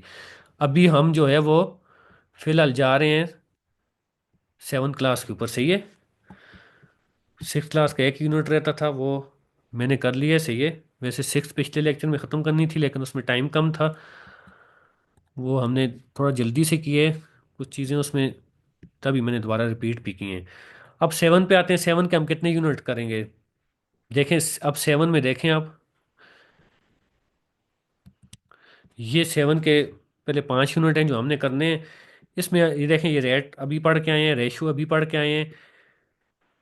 जो नई चीज़ है वो प्रोपोर्शन है, यानी कि इसमें प्रोपोर्शन जो है वो, ये जो रेशो है इसी का, यानी कि आप कहें कि आगे फर्दर इसकी एक्सटेंशन है, सही है। वो मैं आपको बता दूंगा। देखें स्क्वायर रूट पढ़ आए हैं हम, दोबारा स्क्वायर रूट आ गए।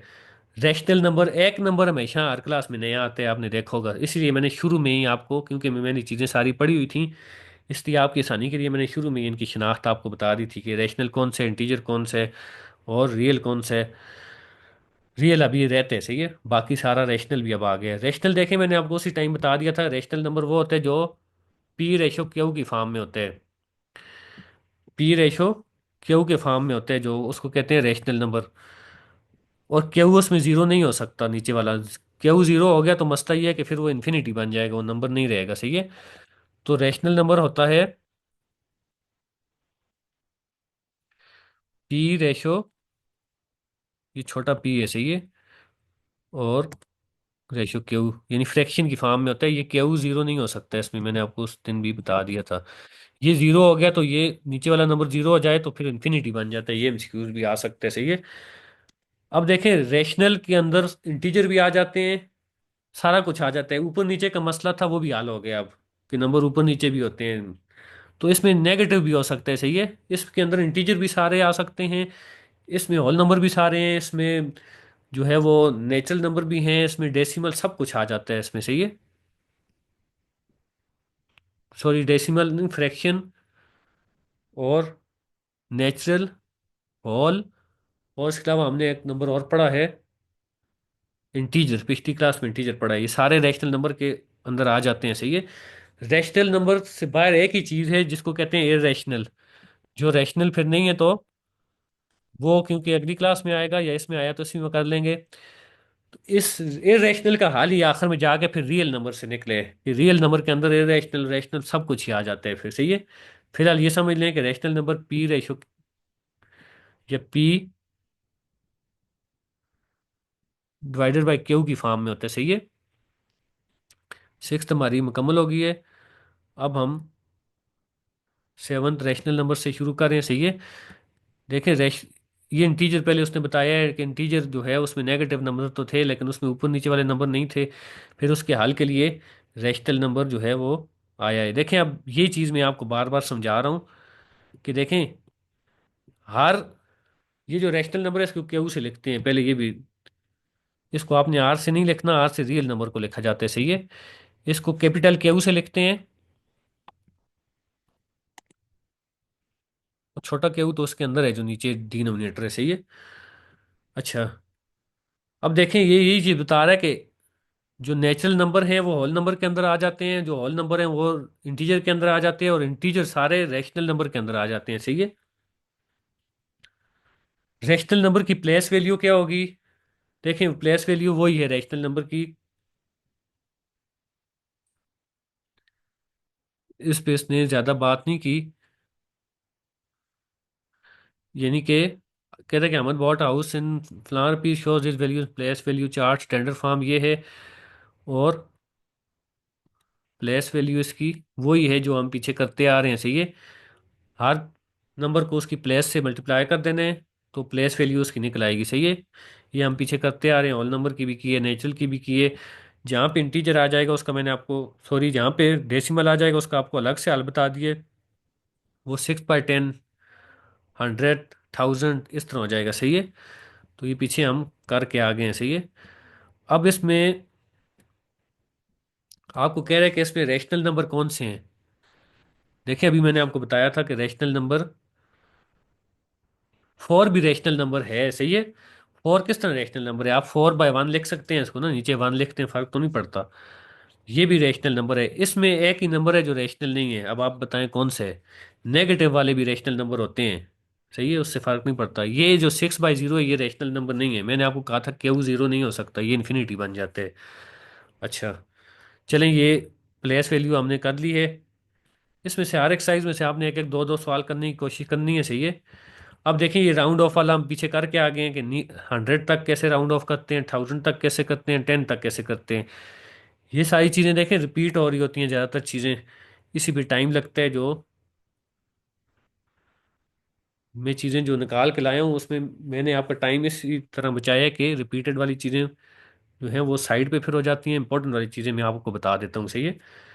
अब देखें हम नंबरों को पीछे जो है वो करते आ रहे हैं, राउंड ऑफ करते आ रहे हैं। 10 तक भी हमने किए, 100 तक भी किया, 1000 तक भी किए, डिजिट्स तक भी किए। अब नंबरों को राउंड ऑफ करने सिग्निफिकेंट फिगर्स तक। सिग्निफिकेंट फिगर का मतलब ये है कि मिसाल तौर पे ये नंबर है, इसको कहते हैं कि आप इसमें अंदर कितने फिगर्स है, डिजिट्स हैं, 6 हैं, 1 5 3 2 6 8। इसको कहे कि आप इसको 4 तक राउंड ऑफ करें, बस 4 के बाद ना लिखें इसको। तो उसके लिखने का तरीका क्या है? 1 5 3। मैंने आपको बताया था कि जो चौथा आखिरी नंबर होता है उसके बाद वाले को देखा जाता है, अगर वो 5 या उससे बड़ा है तो ये नंबर बढ़ जाते हैं। छोटे देखें आप, 1 5 3, अगर ये 2 के बाद 4 होता तो ये कभी भी 2 3 ना होता, ये 2 ही रहता, 1 5 3 2। अब ये 6 है तो इसलिए 1 5 3 3 हो गया है, देखें। और आगे आप ठीक है, चार सिग्निफिकेंट फिगर लिख लिया, आगे जीरो जीरो कर दें या ना भी करें उससे फर्क नहीं पड़ता, सही है। तो ये जीरो जीरो बार आपने लगाने हैं चार सिग्निफिकेंट फिगर तक। अगर तीन तक कहता तो ये हो जाता 153,000, सही है। लेकिन इसमें थोड़ी सी चीज़ आपने समझनी है, ये बिल्कुल ही आसान भी नहीं है। इसमें एक दो चीज़ें समझने की हैं। देखें, कहते हैं कि all non zero digits are significant figure, यानी कि जो जीरो नंबर नहीं है, जितने भी हैं वो सारे सिग्निफिकेंट फिगर में शुमार होते हैं, सही है। इसमें चार हैं सिग्निफिकेंट फिगर। लेकिन कहते हैं कि जीरो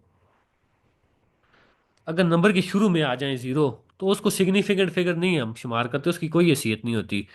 नंबर एक है ना, तो एक के शुरू में 1000 भी लगा दें तो वो एक ही रहेगा।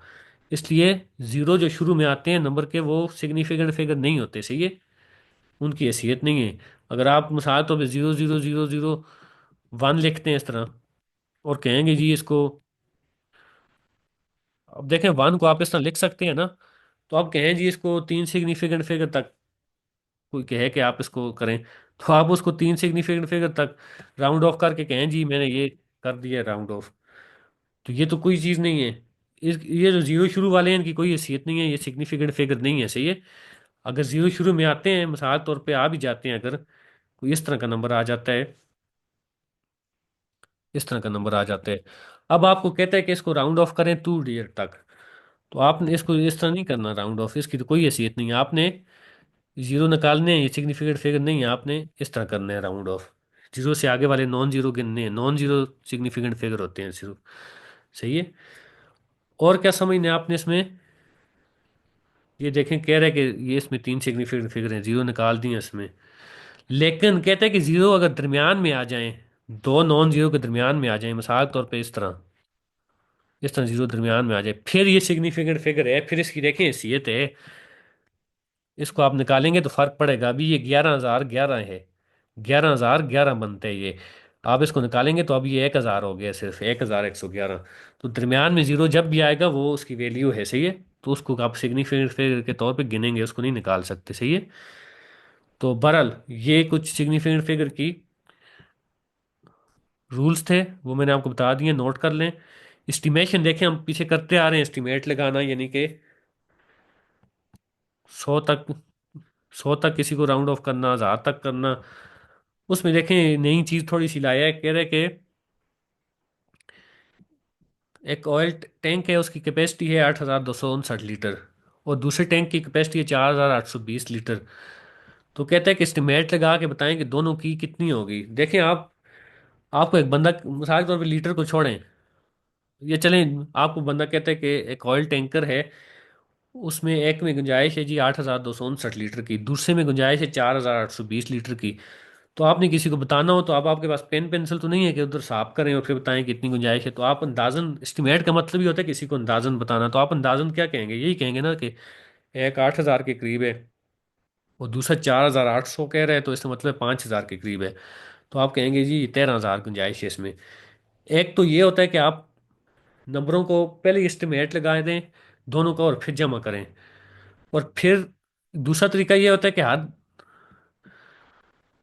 यानी कि देखें इसमें हमने क्या किया, 8,000 वाले का पहले एस्टिमेट लगा के, 8,259 वाले का पहले एस्टिमेट लगाया 8,000, फिर 4,820 वाले का पहले एस्टिमेट लगा दिया 5,000, फिर जमा किया आखिर में दोनों को। और इस बात का और दूसरा तरीका ये है कि आप पहले दोनों को जमा कर लें, ठीक ठीक जमा कर लें, फिर एस्टिमेट लगाएं। यानी कि दोनों को ठीक, पहले उसने देखें 13,000 हमने ये एस्टिमेट लगाया था, 8,000 प्लस 500। और दूसरा तरीका उसने ये किया कि पहले दोनों को जमा कर लिया, 13,079 आया, और फिर एस्टिमेट लगाया 13,079 का, तो 13,000 ही, इतना फर्क नहीं है 13,079 और 13,000 में। तो क्योंकि ये बराबर है, तो इसलिए इसका आंसर क्या है, रीजनेबल है।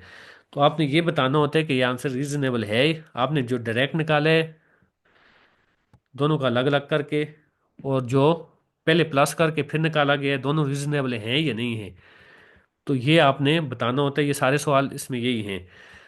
पहले राउंड ऑफ का कह रहे हैं, दूसरे में कह रहे हैं कि रीजनेबल है या नहीं है। रीजनेबल का मतलब यही है कि पहले इसका एस्टिमेट लगाएं, 6,000 कर दें इसको, 6,258 को, 3,422 को 3,000 कर दें, तो 9,000 बन रहे, सही है। 9,000 बनने के बाद फिर इसको सही प्लस कर लें, 6,200 पूरा पूरा प्लस कर लें, 6,258 और 30,000, तो ये मेरे ख्याल से बनेगा 9,000, 600, 9700 के करीब बनेगा, सही है। तो 9700 है। और जो पहले हमने एस्टिमेट लगाया था वो बन रहा है, यानी कि इसको राउंड ऑफ अगर 7 6, इसको पहले देखना है कि राउंड ऑफ हम किस तक कर रहे हैं। 100 तक कर रहे हैं तो फिर इसको हम 1000 तक कर रहे हैं तो फिर ये रीजनेबल नहीं है, देखें फर्क पड़ रहा है। 6000 और 3000 9000 होते हैं। और ये जब उसको पूरा पूरा गिनेंगे तो ये बन रहा है 9700 800 बन रहा है, यानी 10,000 के करीब है, तो ये रीजनेबल नहीं है। अलबत्ता अगर इसको हम 100 तक राउंड ऑफ करके एस्टिमेट लगाएं, यानी कि 6258 को 6300 बना दें और 3422 को 3400 बना दें, तो यानी कि ये बन रहा है यानी कि 9700। तो दूसरे में भी यही बन रहा था 9700, कुछ आगे पीछे। 100 तक राउंड ऑफ करेंगे फिर ठीक है। 1000 तक करेंगे तो देखें 258 इधर से हमने ज़ाया कर दिया, 422 इधर से ज़ाया कर दिया, फिर ये रीजनेबल नहीं है। तो बहरहाल ये कुछ चीज़ों की, अब ये नई चीज़ लाया है इंटीजर। देखें इंटीजर हम पीछे करते आ रहे हैं, एब्सोल्यूट वैल्यू भी इंटीजर की पड़ी थी। माइनस में हमेशा एब्सोल्यूट वैल्यू माइनस वाली प्लस हो जाती है, सही है। पीछे करके आ गए, ये वही चीज़ें फिर दोबारा रिपीट कर रहे हैं, देखें एब्सोल्यूट वैल्यू क्या होती है। नंबर लाइन पे लिखें इंटीजर को, पॉजिटिव नेगेटिव इंटीजर अलग करें। देखें इंटीजर अभी समझा रहे हैं, इंटीजर हम कर रहे हैं, फिर उसके बाद अभी रैशनल नंबर पे आएगा। देखें रैशनल नंबर मैंने आपको बता दिए पी रेशो क्यू की फॉर्म में होते हैं, सही है। तो रैशनल नंबर को नंबर लाइन पे लिखते कैसे हैं। रैशनल नंबर को नंबर लाइन पे लिखने के लिए, यानी कि देखें ये 1/4 है, कह रहे हैं इसको नंबर लाइन पे लिखें। 1/4 क्या होता है, एक का चौथा हिस्सा होता है, यानी कि 0.25 होता है। तो 1/4 को नंबर लाइन पे लिखने के लिए आपको ये 0 और 1 के दरमियान मजीद डिविजन्स करनी पड़ेंगी। 1/4, 2/4, 3/4। तो ये देखें तक 1/4, 2/4, 3/4। तो 1/4 यानी कि एक, 0 और 1 के दरमियान चार दोबारा डिवीजन कर लें, सही है। और उसमें 1/4 यहाँ पे आ जाएगा। 1/4 चौथा, ये 2/4 है, यानी 0 और 1 के बिल्कुल दरमियान में आधा। 2/4 होता है आधा, ये 3/4 है, यानी कि चौथे का तीसरा हिस्सा। तो बहरहाल नंबर लाइन पे इसको ऐसे लिखते हैं, सही है। रैशनल नंबर को नंबर लाइन पे लिखने का तरीका बता रहे हैं। इसकी एक्सपेंडेड फॉर्म पीछे उसने थोड़ी सी बता दी है, सही है। एक्सपेंडेड फॉर्म बल्कि पी रेशो क्यू की नहीं होती, पीछे हमने फ्रैक्शन की भी एक्सपेंडेड फॉर्म नहीं पढ़ी थी ना, प्लेस वैल्यू होती है इसकी, सही है। इसको प्लस माइनस अलबत्ता होगा, और प्लस माइनस इसका वही है जो पीछे हम फ्रैक्शन का प्लस माइनस कर रहे हैं, सही है। नीचे वालों का एलसीएम लेते हैं, मल्टीप्लाई में ऊपर वालों को मल्टीप्लाई कर लेते हैं, नीचे वालों को आपस में मल्टीप्लाई कर लेते हैं। और डिवाइड में दो तरीके हैं, उसको मल्टीप्लाई बना के अगली वैल्यूज को उल्टा दें फिर मल्टीप्लाई कर दें ऊपर वालों को नीचे वालों को, या डायरेक्ट उसको क्रॉस मल्टीप्लाई कर दें। तो ये वही चीज़ें हैं, देखें इसमें, इसमें तो हमें प्लस मल्टीप्लाई भी दोबारा देखने की खास ज़रूरत नहीं है, क्योंकि हमने फ्रैक्शन कर दिया। तो ये जो रैशनल नंबर है इसको या आप फ्रैक्शन भी कह सकते हैं, लेकिन फ्रैक्शन को, हर फ्रैक्शन को रैशनल नंबर नहीं कह सकते, सही है। तो बहरहाल ये देखें वही चीज़ें हैं कि इसको नंबर लाइन पे लिखें, इनके दरमियान कौन कौन से नंबर आते हैं, -7 और 6 के दरमियान। ये अभी तक इंटीजर ही समझा रहे हैं, अभी फ्रैक्शन बता रहे हैं इम्प्रॉपर। देखें ये चीज़ें सारी पढ़ के आए हैं, इम्प्रॉपर फ्रैक्शन हमने पढ़ी है, मिक्स्ड फ्रैक्शन पढ़ी है। क्योंकि रैशनल नंबर जो है वो या इंटीजर से निकला है या फिर फ्रैक्शन से निकला है, सही है। तो इसलिए उसने अभी तक सारी देखें या फ्रैक्शन समझाई है या इंटीजर समझा रहा है, जो हम ऑलरेडी करके आ गए हैं। ये देखें इस फ्रैक्शन को मिक्स्ड फ्रैक्शन में कन्वर्ट करना, मिक्स्ड को उस दूसरे में, सारा हम पढ़ के आए हुए हैं। अच्छा, फिर इसमें जो नई चीज़ आती है वो मैं अलबत्ता आपको बता देता हूँ अभी। ये देखें -10 बड़ा है या 3 बड़ा है, 7/9 बड़ा है या -5/7 बड़ा है। माइनस आ गया जिस नंबर के साथ वो तो गया, वो तो जीरो से भी छोटे है। और अगर दोनों नंबर के साथ माइनस आ गया तो फिर देखेंगे कि इनमें जो बड़ा है वो फिर छोटा है। -1,00,000 जो है वो -1 से छोटा है, सही है। तो दूसरा ये है कि अब आपको नहीं पता -7/9 या 7/9 छोटा है या 5/7, तो उसका देखें, उसका तरीका ये है कि एक तो इसको लाइक टर्म बना दें, नीचे वाले दोनों सेम कर दें। नीचे वाले सेम करने के लिए जरूरी है कि इस 9 को 7 से मल्टीप्लाई कर लें, 7 को 9 से कर लें, दोनों 63 हो जाएंगे नीचे। ऊपर भी वही करना पड़ेगा, फिर आपको पता लग जाएगा बड़ा कौन से छोटा कौन से। दूसरा हाल ये है कि अगर आपको ये समझ नहीं आ रहा लाइक फ्रैक्शन वाला, तो सिंपल जिस तरह हम डिवाइड करते हैं, 7 को अंदर रखें, 9 को बाहर रखें, इसको डेसिमल में ले आएं। डेसिमल में ले आएंगे तो आपको पता लग जाएगा। मिसाल के तौर पे एक 0.5 आ जाएगा, एक 0.55 आ जाएगा, तो आपको पता लग जाएगा 0.55 बड़ा है। लेकिन माइनस का साइन हुआ तो फिर 0.5 बड़ा है, सही है। क्योंकि माइनस के साइन के साथ नंबर जितना बड़ा होता है वो उतना ही छोटा हो जाता है। तो बहरहाल ये देखें, यही सवाल है। अब ये छोटा बड़ा कौन सा है वही दोबारा पूछ रहे, असेंडिंग डिसेंडिंग में अरेंज करें कह रहे। अच्छा, रिव्यू एक्सरसाइज आपने देखनी है लाजमी। अब देखें असल चीज़ अब आएगी, ऑपरेशन, यानी कि अब रैशनल नंबर को प्लस करना बताएगा, माइनस। लेकिन ये भी नई चीज़ हमारे लिए नहीं है। हमने फ्रैक्शन का प्लस माइनस सीखा हुआ है, मल्टीप्लाई डिवाइड तो समझे कि हमने रैशनल का भी किए हुए। रैशनल में सिर्फ ये है कि कोई नंबर बाज अगर नेगेटिव आ सकता है, ये नेगेटिव आने से कोई फर्क नहीं पड़ता। मैंने आपको पीछे बताया था कि नेगेटिव और पॉजिटिव मल्टीप्लाई होंगे तो क्या होगा, कौन सी मैंने मिसाल दी थी, दुश्मन का दोस्त वाली। नेगेटिव और पॉजिटिव होगा तो उसका आंसर दुश्मन का दोस्त क्या होता है, दुश्मन ही होता है। नेगेटिव और पॉजिटिव नेगेटिव ही होगा, सही है। पॉजिटिव नेगेटिव भी नेगेटिव ही होगा। नेगेटिव नेगेटिव मल्टीप्लाई होके पॉजिटिव हो जाएगा। अलबत्ता नेगेटिव नेगेटिव प्लस होके क्या होगा, प्लस माइनस में मैंने आपको एक और एग्जांपल दी थी, खसारे वाली और फायदे वाली। आपसे 5 रुपये गुम हो गए, आगे जाके 3 गुम हो गए, तो आप उसके साथ प्लस तो नहीं लगाएंगे, आपको तो खसारा ही हुआ है, सही है। तो -8 ही होगा वो। अच्छा, ये देखें फिर, ये वही है, सब्ट्रैक्ट करना, ऐड करना। अब देखें दोबारा वो आ गया चीज़ जिसमें मैंने ज़्यादा टाइम लगाया था, क्लियर प्रॉपर्टी आ गई, एडिटिव आइडेंटिटी फिर आ गई है, देखें। ये पीछे मैं सारा समझा के आया हूँ। कम्यूटेटिव प्रॉपर्टी देखें फिर आ गई है, एसोसिएटिव प्रॉपर्टी फिर आ गई है। तो पीछे मैंने इस पर काफ़ी ज़्यादा लेक्चर के शुरू में समझाया है। सिर्फ फ़र्क ये है कि वहाँ पे इंटीजर था, यहाँ पे रेशनल नंबर है बस। इंटीजर को भी आगे पीछे करके प्लस करेंगे तो आंसर वही होगा, तो रेशनल नंबर को भी आगे पीछे करके प्लस करेंगे तो वही आंसर होगा, सही है। ये देखें, रेशनल नंबर को मल्टीप्लाई करने का कह रहे हैं, कहीं डिवाइड करने का कह रहे हैं, कहीं ऐड, कहीं सब्ट्रैक्ट। तो ये हम सारा करके आ गए हैं, सही है। ये देखें, अब multiplicative identity, commutative property, associative property, distributive property, सारा कुछ हम करके आ गए हैं पीछे। सिर्फ फर्क क्या है कि नंबर चेंज हो गया, उधर इंटीजर था, इधर रेशनल आ गया, इतना सा फर्क है। देखें, बुडमास रूल भी दोबारा आ गया है। हमने पढ़ा था सबसे पहले बार ब्रैकेट को हल करना है, फिर छोटी ब्रैकेट को, फिर दरमियानी को, फिर बड़ी को करना है, सही है। तो इसका हमने एक सवाल मैंने आपको समझाया भी था वहाँ पे किस तरह करना है। ये देखें,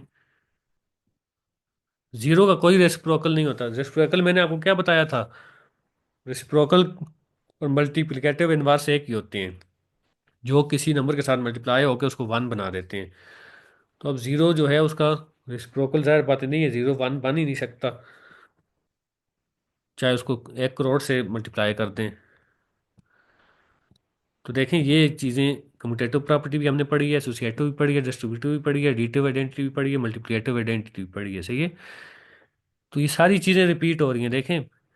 तभी मैंने आपको कहा था कि आप फोर्थ और फिफ्थ पे मेहनत करें, आगे सारा कुछ वही है। आपके कंसेप्ट बन गए तो देखें, अब स्क्वायर रूट और स्क्वायर हम कितना पीछे पड़ा है। ये देखें, HCF हमने कितना पढ़ते आ रहे हैं पीछे, वही दोबारा LCM दोबारा आ गया है। ये देखें, स्क्वायर रूट हमने पीछे पढ़ा था वो दोबारा आ गया है। तो ये आपने खुद देखें, हल करने की कोशिश करनी है। एक आध चीज़ जो मुश्किल लगी तो आपने वो नोट करनी है, उसको डिस्कस करेंगे इंशाल्लाह। देखें, स्क्वायर फाइंड करने का कह रहे हैं किसी नंबर का, या स्क्वायर रूट फाइंड करने का कहेगा, पीछे स्क्वायर रूट नहीं था। तो स्क्वायर रूट यानी कि स्क्वायर का उलट हो गया ना, देखें। 3 स्क्वायर क्या होता है, 3 स्क्वायर का मतलब है 3 × 3। क्या आंसर आएगा, 9। 3 स्क्वायर 9 होता है, तो जब 9 का स्क्वायर रूट फाइंड करने का कहेगा, 9 का स्क्वायर रूट कैसे फाइंड होता है, यानी कि ये देखें, यहाँ पे 16 का देख लें, 16 का स्क्वायर रूट कैसे फाइंड किया उसने। 16 को आप 4 स्क्वायर लिख सकते हैं ना, सही है। 16 को जब 4 स्क्वायर लिखेंगे स्क्वायर रूट के अंदर, तो जो 4 का जो स्क्वायर है वो ऊपर स्क्वायर रूट से कट जाता है, तो अंदर 4 रह जाते हैं। तो 4 का स्क्वायर 16 है, और 16 का स्क्वायर रूट क्या है, 4 है। इसी तरह 3 स्क्वायर क्या है, 9 है, और 9 का स्क्वायर रूट क्या हो जाएगा, 9 का स्क्वायर रूट फाइंड करेंगे तो 3 आ जाएगा, सही है। यानी कि देखें, दो नंबर मल्टीप्लाई होके स्क्वायर होके 9 बना रहे हैं। तो जब 9 का स्क्वायर रूट फाइंड करेंगे तो अंदर 9 के अंदर स्क्वायर रूट में रखेंगे, यहाँ स्क्वायर रूट का साइन मुझे नहीं मिल रहा, इस तरह का साइन होते हैं, देखें। तो 9 को अंदर रखेंगे तो 9 क्या होगा, ये जो स्क्वायर रूट है ये स्क्वायर से कैंसिल होते हैं, सही है। ये स्क्वायर और स्क्वायर रूट ऑपोजिट होते हैं, ये एक दूसरे को कैंसिल कर देते हैं। तो ये देखें, ये 9 का स्क्वायर, 9 का स्क्वायर 3 क्यों आया है, स्क्वायर रूट क्यों 3 आया है, उसकी वजह यह कि 9 को आप तोड़ के अंदर 3 मल्टीप्लाई बाय 3 लिख सकते हैं या नहीं, इस तरह। 3 स्क्वायर को तोड़ के 3 मल्टीप्लाई बाय 3 लिख लें अंदर। तो 3 मल्टीप्लाई बाय 3 का क्या मतलब होता है, इंडेक्स वाले सवाल में मैंने आपको समझाया था, 3 मल्टीप्लाई बाय 3 को आप 3 पावर 2 लिख सकते हैं, सही है, उसका इंडेक्स 2। तो जब 3 मल्टीप्लाई बाय 3 को 3 पावर 2 लिखेंगे, तो उसकी जो पावर होगी 2, वो स्क्वायर रूट को कैंसिल कर देगी, तो पीछे 3 रह जाएगा सिर्फ, ठीक है। तो इसलिए किसी भी नंबर का स्क्वायर मालूम करना हो या स्क्वायर रूट मालूम करना हो, तो देखें बड़ा नंबर हो तो इस तरह मालूम करते हैं। 144 है, उसके फैक्टर बना रहे हैं। देखें, 144 परफेक्ट स्क्वायर भी है, मैंने आपको परफेक्ट स्क्वायर की निशानी बताई थी कि उसके अंदर पूरे पूरे जोड़े बनेंगे। देखें अब, 2 का जोड़ा बन रहा है, 2 4 बार रिपीट हो रहा है, 2 2 जोड़े बन रहे हैं, 3 का भी एक जोड़ा बन रहा है, तो ये परफेक्ट स्क्वायर भी है। किसका परफेक्ट स्क्वायर है, 12 का, 12 मल्टीप्लाई बाय 12 144 होते हैं। तो बड़ा नंबर हो तो उसका स्क्वायर रूट ऐसे फाइंड करते हैं, देखें। पहले इसको तोड़ दिया, 2 मल्टीप्लाई बाय 2 फिर अंदर जो है इसका, ये जो 2 का स्क्वायर है या 2 का स्क्वायर है या 3 का स्क्वायर है, ये सारा जो है वो स्क्वायर रूट को कैंसिल कर देगा, पीछे 2 मल्टीप्लाई बाय 2 मल्टीप्लाई बाय 3 रह जाएगा, सही है। इनके स्क्वायर ऊपर जो है, देखें इसको हम, 4 बार 2 है ना, तो इसको इस तरह लिख सकते हैं ना, 2 स्क्वायर मल्टीप्लाई बाय 2 स्क्वायर जोड़े बना सकते हैं ना, और आगे मल्टीप्लाई बाय 3 स्क्वायर। तो इनके ऊपर जो स्क्वायर थे उसने स्क्वायर रूट को कैंसिल कर दिए, तो पीछे ये 2 मल्टीप्लाई बाय 2 मल्टीप्लाई बाय 3 रह गए, तो 144 का स्क्वायर रूट क्या आ गया, 12। इसी तरह देखें 16 का कैसे उसने निकाला है, 2 स्क्वायर मल्टीप्लाई बाय 2 स्क्वायर, यानी 4 स्क्वायर भी लिख सकते हैं, स्क्वायर ने स्क्वायर रूट को कैंसिल कर दिया, पीछे 4 रह गया। नीचे 25 के 5 स्क्वायर ने स्क्वायर रूट को कैंसिल कर दिया, तो नीचे 5 रह गया, 4/5 आंसर आ गया। 16 का अलग से किया है, देखें इस तरह ऊपर नीचे 2 नंबर आ जाए, इनका स्क्वायर रूट मालूम करने का कहे तो इसमें आपने घबराना नहीं है, 16 का अलग से करना है, 5 का अलग, 25 का अलग से किए है, फिर आखिर में आंसर दोनों का आ जाएगा, सही है। ये देखें, 49 का स्क्वायर रूट कैसे, 100 का कैसे फाइंड किया उसने, 100 को पहले तकसीम कर लें, 2 पे हो रहा है, अब 50, फिर 2 पे हो रहा है, अब 2 पे नहीं हो रहा, तो 5 5। तो देखें, 2 multiply by 2 multiply by 5 multiply by 5 लिख दिए, 2 स्क्वायर मल्टीप्लाई बाय 5 स्क्वायर, तो इन दोनों को स्क्वायर ने स्क्वायर रूट को कैंसिल कर दिया, तो 2 मल्टीप्लाई बाय 5 रह गया, तो 10 क्या है इसका। अब देखें, सब पॉइंट में नंबर हो तो फिर क्या करने हैं। मैंने आपको पहले भी बताया है कि डेसिमल वाले नंबर से आपने परेशान नहीं होना, डेसिमल नंबर जहाँ भी आ जाए उसको बिस्मिल्लाह करके फ्रैक्शन में कन्वर्ट करते हैं, सही है। तो 0.81 को फ्रैक्शन में कैसे कन्वर्ट करेंगे, पीछे बताता आ रहा हूँ, पॉइंट उड़ेगा, नीचे 1 आएगा, और जितने नंबर हैं उतने जीरो आ जाएंगे, तो 81/100। तो अब 81 का अलग से स्क्वायर रूट फाइंड कर दें, 81 का क्या आएगा, 3 multiply by 3 multiply by 3 multiply by 3, ये आखिरी 3 नहीं लिखा हुआ उसने, तो देखें इस तरह लिख लें। और ये जो स्क्वायर होता है ना, ये स्क्वायर रूट को ख़त्म कर देते हैं, इसलिए इसने यहाँ ऊपर ये भी लगा दिया, सही है। तो 3 मल्टीप्लाई बाय 3 और नीचे 2 मल्टीप्लाई बाय 5, 9/10 इसका आ गया आंसर। तो ये कुछ सवाल आपने खुद करने की कोशिश करनी है, सही है। जब तक खुद नहीं करेंगे, खुद करेंगे आपसे खुद एक दो सवाल भी हल हो गए ना, फिर आपको कभी नहीं पेपर में भूलेंगे, फिर पक्के हो जाएंगे, सही है। अच्छा, स्क्वायर रूट फाइंड करने के लिए डिवीजन मेथड होता है, मैंने आपको बता दिया। डिवीजन मेथड के बाद उसके जोड़े बनते हैं, जोड़े बनने के बाद स्क्वायर जो है उनका स्क्वायर रूट को कैंसिल कर देते हैं। अब देखें 676, 900, 676 का अलग से मालूम किया उसने, 900 का अलग से किया, सही है।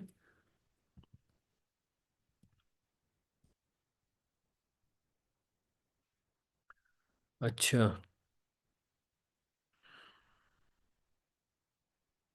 रिव्यू एक्सरसाइज आपने खुद देखनी है। आगे देखें रेट, रेशो और प्रोपोर्शन, आखिरी चैप्टर करते हैं इस लेक्चर में। रेशो पीछे पढ़ते आ रहे हैं, पिछली क्लास में रेट भी पढ़ते आ रहे हैं, प्रोपोर्शन एक अलग चीज़ है, वो मैं आपको बता देता हूँ। देखें, रेट तो बहुत आसान है, कहते हैं कि 12 कप केक्स की कीमत 192 रुपये है, तो 20 कप केक्स की कीमत कितनी होगी? 12 की कितनी है? 192 है। तो अब आपने यहीं से 12 को 20 बनाने की कोशिश की तो आप कंफ्यूज हो जाएंगे। तो यूनिटरी मेथड हमने पढ़ा है या अभी आगे पढ़ेंगे। यूनिटरी मेथड जो होता है वो क्या होता है? यूनिटरी मेथड यानी यूनिट से निकले, यूनिट कहते हैं एक को। उस यूनिटरी मेथड का मतलब होता है कि आप सबसे पहले एक की कीमत मालूम करें, सही है। 12 केकों की कीमत 192 रुपये है, तो 20 की कितनी है?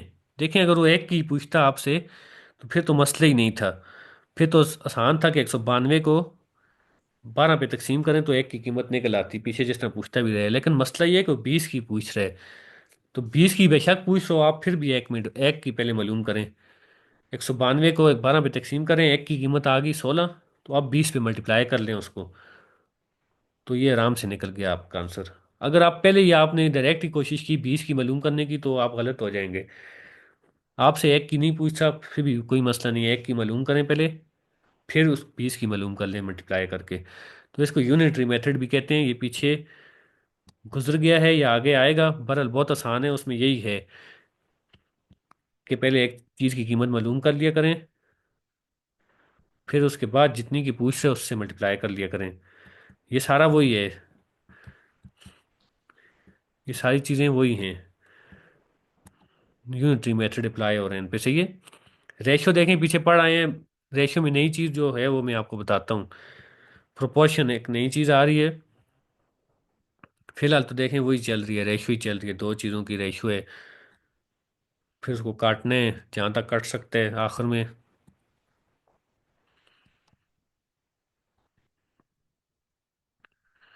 अच्छा, ये देखें, रेशियो को उसने फ्रैक्शन की फॉर्म में भी लिख सकते हैं, सही है। इसमें जो नई चीज़ है वो प्रोपोर्शन है। देखें, ये प्रोपोर्शन क्या होता है?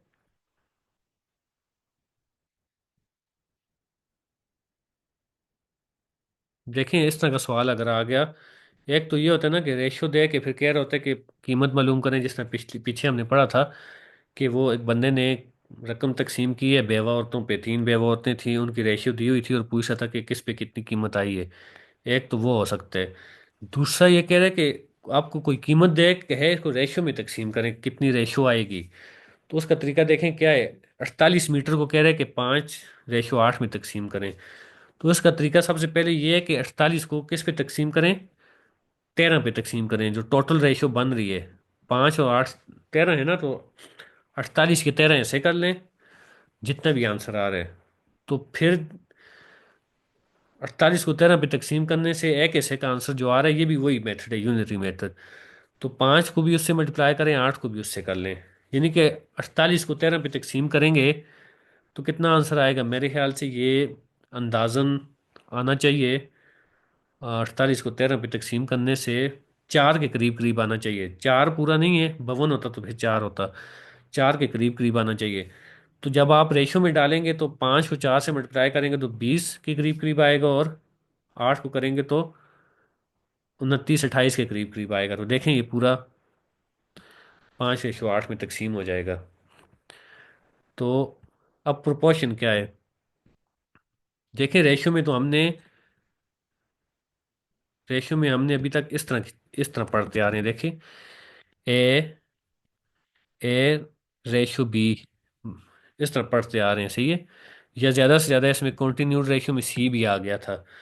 अब जो प्रोपोर्शन है ना, वो इन रेशो का कंपैरिजन है आपस में, ए रेशो बी और सी रेशो डी, यानी कि इसके अंदर 4 चीज़ें आ जाती हैं। ए रेशो बी और सी रेशो डी का कंपैरिजन करेगा वो, आप देख, सही है। तो इसमें मुश्किल चीज़ नहीं है, मैं आपको बताता हूँ। इसको प्रोपोर्शन कहते हैं, दो रेशो का आपस का कंपैरिजन। ये देखें, ये ए रेशो बी, इसको प्रोपोर्शन कहते हैं, सही है। अब देखें, इसमें दो चीज़ें होती हैं प्रोपोर्शन में, एक को कहते हैं मीन और एक को कहते हैं एक्सट्रीम। ये जो बी और सी है, मीन कहते हैं दरमियान वाली चीज़, आगे हम पढ़ेंगे डेटा हैंडलिंग में भी अर्थमेटिक मीन, मीन कहते हैं एवरेज या दरमियान। ये बी और सी दरमियान है, सही है। ए और डी कोने हैं, कोने भी कहते हैं और एक्सट्रीम भी कहते हैं। एक्सट्रीम कहते हैं इंतहा, यानी कि कोई चीज़ बिल्कुल एक कोने पे है या इंतहा पे है। ए और डी एक्सट्रीम्स हैं, बी और सी मीन्स हैं। हमेशा याद रखें, ए और D, A multiply by D बराबर होगा बी मल्टीप्लाई बाई सी के प्रोपोर्शन में, सही है। ए मल्टीप्लाई बाई डी बराबर होगा बी मल्टीप्लाई बाई सी के आपस। आप अपने पास नोट कर लें, इससे बहुत सी चीज़ें निकलेंगी अभी। ये देखें, ए मल्टीप्लाई बाई डी, इसको कहते हैं product of means is equal to product of extreme. तो इससे देखें बहुत सी चीज़ें निकल सकती हैं। ये आपसे पूछ है कि 4:5 और 8:10 दो रेशो हैं, तो इन दोनों का प्रोपोर्शन क्या निकलेगा। तो प्रोपोर्शन निकालने के लिए क्या करते हैं, 4 और 10 को मल्टीप्लाई भी कर सकते हैं। 4 और 10 को मल्टीप्लाई करेंगे 40, और 8 और 5 को करेंगे 40। देखें बराबर बन रहे हैं, इसलिए मैंने कहा ये इक्वल होते हैं हमेशा। और इसने इस तरह लिख दिया है इसको, 4:5। देखें, रेशो को फ्रैक्शन की फॉर्म में भी लिख सकते हैं ना, ये 4:5 है, 4/5 इज इक्वल टू 8/10।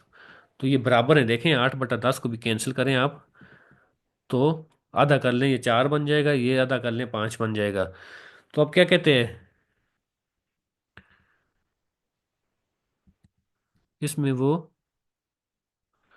हाँ इसमें सिर्फ सिंपल यही बता रहा है कि 4 और 5 जो हैं वो, सॉरी, 4 कह रहे पहली टर्म में, 5 दूसरी है, 8 तीसरी है, 10 चौथी है, 5 और 8 मीन्स हैं, 4 और 8 एक्सट्रीम है। ये मैंने आपको बता दिया, सही है। अब आगे देखते हैं कोई सवाल इसमें थोड़ा मुश्किल हो तो। हाँ, इसमें इसमें चीज़ क्या है, इसमें देखें आपको बाज़ औक़ात, देखें चार चीज़ें हैं ना, एक बी है, एक सी है, एक ए है, डी है। बाज़ औक़ात तीन की आपको कीमत दे देगा, एक कहेगा आप खुद मालूम करें। जिस तरह पीछे जो है वो एच सी एफ और एलसीएम में हमने पढ़ा था, एच सी एफ एलसीएम दे देता था और ए भी दे देता था, कहता था कि बी मालूम करें। तीन चार में से, इस फार्मूला देखें, फार्मूला इसलिए इंपॉर्टेंट होता है कि इसमें से हमेशा आपको पेपर में तीन चीज़ें दे देगा, एक कहेगा कि आप खुद मालूम करें। अब जिस तरह इसने देखें क्या किए, तीन चीज़ें दे दी आपको, एक्स पहली पहली टर्म नहीं दी, कहते हैं ये एक्स है, इसको फाइंड करें। दूसरी भी दे दी है, तीसरी भी दे दी है, चौथी भी दे दी है। तो मैंने आपको बताया था कि पहली और आखिरी का जो एक्सट्रीम होती हैं, इनका प्रोडक्ट जो 15 × x किसके बराबर होगा, 5 × 6 के। तो देखें 15 × x किसके बराबर है, 5 × 6 के। तो 15x किसके बराबर हो गया, 30 के। अब x मालूम करने हैं, तो 15 को हटाना है इसके साथ से। 15 मल्टीप्लाई हो रहा है तो हटाने के लिए डिवाइड किया जाता है, तो 30 पे डिवाइड किया तो x की वैल्यू 2 निकल आई। तो ये जो फार्मूला है यहाँ पे अप्लाई होगा, देखें। अब तीन चीज़ें दे दी, अब चौथी मालूम करने का कह रहे हैं। तो देखें, हमने पढ़ा था कि ये जो दरमियान वाली होती है इनकी मल्टीप्लाई करें तो ये इसका और आखिरी का मल्टीप्लाई के बराबर होना चाहिए। तो दरमियान वालों को मल्टीप्लाई करें, क्या बन रहा है, 24। ये 2 है तो इसका मतलब है ये आखिरी 12 होना चाहिए, तब ये भी 24 बन जाएगा। तो देखें आंसर 12 आएगा, मैंने ज़ुबानी बता दिया आपको।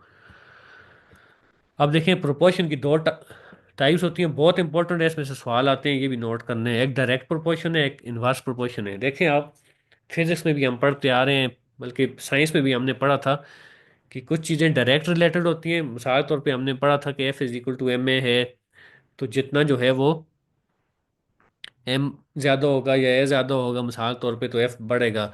जो नीचे वाली चीज़ होती है, जिस तरह मैंने आपको पढ़ाया था प्रेशर में, प्रेशर फोर्स पर यूनिट एरिया होता है, P is equal to F by A. तो जो नीचे वाली चीज़ होती है वो हमेशा इनवर्स होती है, नीचे वाली बढ़ेगी तो ऊपर वाली कम होगी, ऊपर वाली बढ़ेगी तो सामने वाली जो होती हैं वो डायरेक्ट रिलेशन में होती हैं। सामने वाली बढ़ेगी तो पीछे वाली जो उसका फॉर्मूले में है वो भी बढ़ेगी, सही है। तो ये होता है डायरेक्ट और इनवर्स प्रोपोर्शन। अब इसमें भी ये चीज़ काम आएगी, डायरेक्ट और इनवर्स।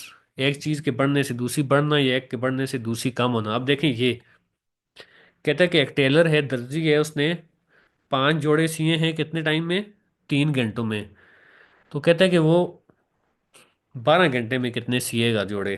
देखें, एक तो आसान सवाल है, 3 घंटे में 5 सी रहे तो 12 घंटे में मतलब घंटे 4 दफ़ा बढ़े गए हैं, तो ये इसको 4 दफ़ा बढ़ा दें, 20 आंसर आएगा।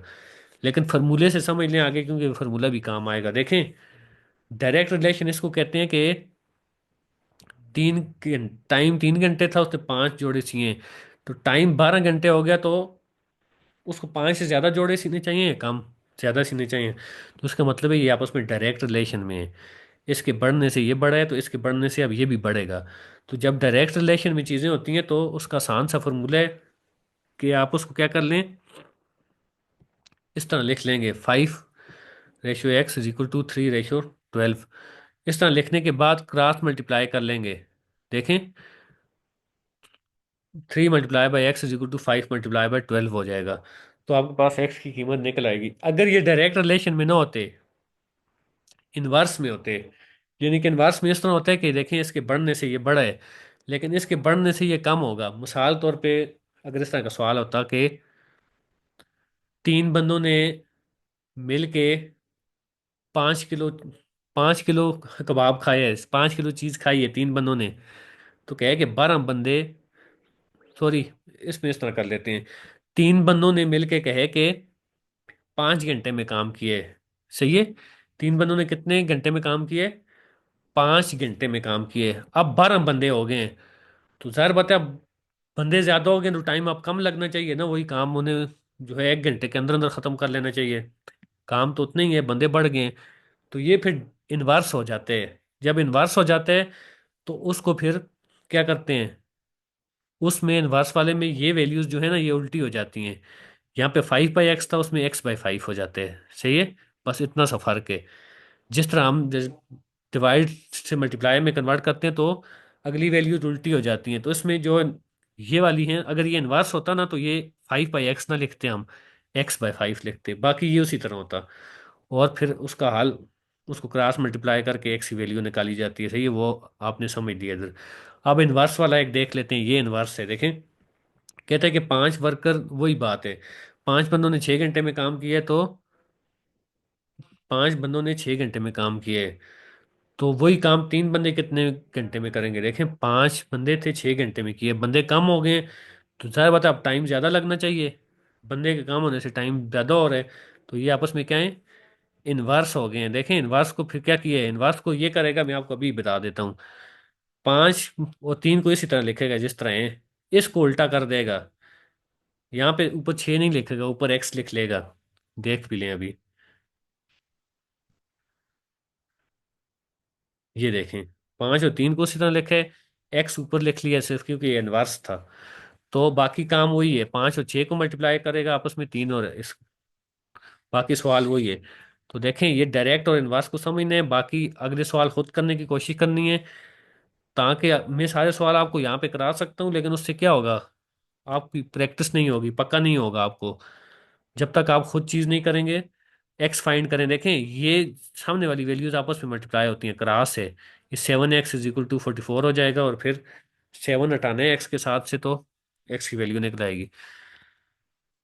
तो बहरहाल देखें, ये रिव्यू एक्सरसाइज भी खुद करने की कोशिश करनी है। मैथ जब तक खुद नहीं करेंगे, मैं आपको करा सकता हूँ, देखिए मैंने एक लेक्चर में कितनी चीज़ें कर दी हैं, मेरे लिए मुश्किल नहीं है, मैं आपको बाकी जो चीज़ें थोड़ी बहुत रहती हैं वो भी करा दूंगा, लेकिन फ़ायदा नहीं होगा आपको जब तक आप खुद नहीं करेंगे। फाइनेंशियल अर्थमेटिक क्या होता है, देखें, फाइनेंस पैसे से निकले, अर्थमेटिक चीज़ों को जमा, मनफी, सारा कुछ चाहिए। फाइनेंशियल अर्थमेटिक का मतलब है इसमें प्रॉफिट, फायदा, नुकसान, डिस्काउंट, पीछे मैंने आपको बताया भी है, डिस्काउंट जब फाइंड करना हो उसके लिए क्या करते हैं, मुनाफा मालूम करना हो क्या करते हैं। देखिए, मुनाफे का तो आसान सवाल है, एक बंदे ने चीज खरीदी है और फिर बेची है। सही है, मिसाल के तौर पे 1,000 रुपये की चीज खरीदी है, 1,500 की बेचती है, तो उसको कितना फायदा हुआ, 500 का हुआ है ना। तो प्रॉफिट का फॉर्मूला होता है सेलिंग प्राइस जितने में बेची है और माइनस कॉस्ट प्राइस जितने में खरीदी थी। और लॉस का क्या होता है? लॉस यानी कि उसको अगर नुकसान हो तो कितना नुकसान हुआ है, तो फिर उसमें फॉर्मूला उलट हो जाएगा। उसने खरीदी कितने में थी? देखिए लॉस में कीमत खरीद ज्यादा होती है ना, और कीमत जिस पे बेचते हैं वो कम होती है, तभी तो लॉस होता है ना। तो इसलिए लॉस में जो कीमत खरीद है वो पहले लिखेंगे, और उसमें से जो बेची है उसको माइनस करेंगे, फिर आपका नुकसान कितना नुकसान हुआ है। सही है। मिसाल के तौर पे आपने मोबाइल खरीदा था 30,000 का, वो बेच दिया 25,000 का, तो 5,000 का नुकसान हुए। बड़ी रकम तो पहले लिखेंगे उसमें, छोटी को बाद में लिखेंगे। जबकि फायदे में जितने में बेची है वो बड़ी रकम है, बेचने वाली ज्यादा है, तो उसको पहले लिखेंगे। सही है। अच्छा, देखिए ऊपर कह रहा है 17% फाइंड करें 234 का। मैंने इसका फॉर्मूला आपको बताया हुआ है। 17% 234 में से कैसे निकालेंगे? 17 के नीचे 100 को डिवाइड करेंगे, और ऑफ की जगह मल्टीप्लाई लगाएंगे, और आगे 234 लिखेंगे। अच्छा, देखें परसेंटेज प्रॉफिट और लॉस तो हमने निकाल लिया। अब उसकी फीसद, कितने फीसद मुनाफा हुए? एक बंदे ने मिसाल के तौर पे 1,000 रुपये का, 1,000 रुपये की कोई चीज़ खरीदी थी, 1,500 में बेचती है। मुनाफा तो उसको 500 हो गया, वो तो आपको पता है, आपने निकाल लिया। लेकिन कितने फीसद हुआ है मुनाफा, तो उसके लिए क्या होता है? कितना मुनाफा हुआ है चाहिए? 500 हुए। कास्ट प्राइस क्या थी, कितने में खरीदी हुई थी उसने चीज़? 1,000 रुपये में खरीदी हुई थी, मल्टीप्लाई बाय 100। तो ये मुनाफे की शरह या मुनाफे की फीसद भी निकलाएगी। तो लॉस की भी यही है, ये अपने पास नोट कर लें ये फॉर्मूले। कितने फीसद नुकसान हुए, तो उसके लिए नुकसान कितना हुआ है? 500 हुआ है मिसाल के तौर पे। कीमत खरीद कितनी थी, उसको उस पर तकसीम कर दिया और 100 से मल्टीप्लाई कर दिया। सही है। अच्छा, अब ये आपसे खुद पूछ रहा है कि कह रहे हैं कि एक बंदे ने 400 रुपये की चीज खरीदी थी, 450 की बेच ली है, तो उसको मुनाफा हुआ है, नुकसान हुआ है, और हुआ है तो कितने फीसद हुए है? तो सबसे पहले देखने हैं कि बंदे ने 400 की, कॉस्ट प्राइस कहते हैं जिस पे खरीदी थी उसने, और सेल, सेल को आपको पता है सेल करना, चीज बेचना। तो 400 की खरीदी थी, 450 की बेच ली है, तो उसको क्या हुआ है? जाहिर बात है मुनाफा हुआ है ना। कितना हुआ है? 50 रुपये हुए हैं। ये तो आपको पता लग गया। लेकिन कितने फीसद हुए हैं, तो उसके लिए ये फॉर्मूला है। 50 रुपये मुनाफा हुआ है, 50 को ऊपर रखेंगे। कितने में खरीदी थी? 400 में। 400 को नीचे रखेंगे, बड़ी रकम, और 100 से मल्टीप्लाई कर लेंगे, तो इसका मुनाफे की शरह भी निकल आएगी। सही है। तो ये सारा देखें वही चीज़ें हैं। कीमतें बता रहे हैं, कह रहे हैं प्रॉफिट हुआ, नुकसान हुआ, प्रॉफिट हुआ तो कितने परसेंट हुआ, नुकसान हुआ तो कितने परसेंट हुए। फॉर्मूले आपको मैंने बता दिए हैं अपने पास, नोट कर लें। सही है। अब डिस्काउंट क्या होता है? देखें डिस्काउंट होता है, यानी कि मैंने आपको पीछे भी बताया था, एक शर्ट के ऊपर अगर डिस्काउंट लगा हुआ तो आप उसको फाइंड कैसे करेंगे। लेकिन डिस्काउंट होता क्या है? डिस्काउंट का कह रहे हैं कि sometimes shopkeeper reduce the mark price. देखिए एक ओरिजिनल प्राइस होती है, और एक जिसमें वो बेच रहे होते हैं। सही है। तो शर्ट के ऊपर कीमत लिखी होती है 1,000, और साथ लिखा होता है 10% डिस्काउंट है। तो डिस्काउंट होता है जो कीमत उसके ऊपर लिखी हुई है और माइनस जितने में वो बेच रहे हैं। मिसाल तौर पे एक शर्ट है, उसके ऊपर कीमत लिखी हुई है 1,000, और वो कहता है जी मैं आपको 800 में दे रहा हूँ। तो 100,000 में से 800 निकालेंगे तो 200 बचेगा। 200 इसका मतलब है क्या है? डिस्काउंट है। बहुत आसान है। और डिस्काउंट की परसेंटेज क्या है, ये असल चीज़ है। तो डिस्काउंट की परसेंटेज के लिए वही है कि कितना डिस्काउंट दे रहे हैं, 200, उसकी असल कीमत क्या है, 1,000, मल्टीप्लाई बाय 100, तो आपका निकल आएगा कि कितना डिस्काउंट दे रहे हैं। सही है। और कितनी फीसद डिस्काउंट दे रहे हैं उसका मैंने आपको अलग से फॉर्मूला बताया था। 1,000 रुपये की शर्ट है, 20% डिस्काउंट दे रहे हैं, तो ऐसे लिखते हैं 20%। कितने में से दे रहे हैं? 1,000 में से। बाकी आपको पता है, मैं 3-4 बार मैंने बता दिए। देखें सारी चीज़ें वही हैं। अब आगे फिर टैक्स कैसे निकालते हैं? टैक्स की आपको रेशो दी हुई होगी। सही है। वो कभी भी आपसे ये नहीं पूछेगा कि टैक्स होता कितने है। उसका मकसद आपको, आपका मुताला चेक नहीं करना नहीं है, या आपकी इकोनॉमिक्स, ये इकोनॉमिक्स की चीज़ें हैं, उसने आपकी सिर्फ मैथ चेक करनी है। आपको खुद बताएगा कि ये देखें, टैक्स का रेट आपको खुद बता रहे हैं, 5% टैक्स है। सही है। 5% कितने में से टैक्स है? 60,000 में से। तो वही फॉर्मूले है, 5% ऑफ 60,000। सही है। कह रहा है कि अली जो है वो 60,000 रुपया कमा रहा है महीने का, लेकिन उसका टैक्स फाइंड करने हैं, 5% टैक्स फाइंड करने हैं। सही है। 4 लाख जो है वो अमाउंट ऑफ रिबेट है, और जक़ात 5500 है। सही है। अब कैसे फाइंड करेंगे? अली ने 60,000 मंथली कमा रहा है, टैक्स तो सालाना होता है। सही है। तो इसलिए सबसे पहले आपने 60,000 को 12 से मल्टीप्लाई करना है, उसकी सालाना सैलरी मालूम करनी है। लेकिन जक़ात भी सालाना है, टैक्स भी। तो इसलिए महीने के ऊपर तो नहीं लगेगा, पहले उसके साल की सैलरी मालूम करें। साल में उसकी सैलरी आ गई 7,20,000। अब 7,20,000 में से अगर उसने जक़ात खुद बता दी है 5500 है, अगर उसने जक़ात ना बताई होती तो जक़ात का फॉर्मूला है। जक़ात कितनी होती है? 2.5% होती है, हमें पता है सबको। 2.5% होती है कितनी रकम? जितनी रकम है 7,50,000।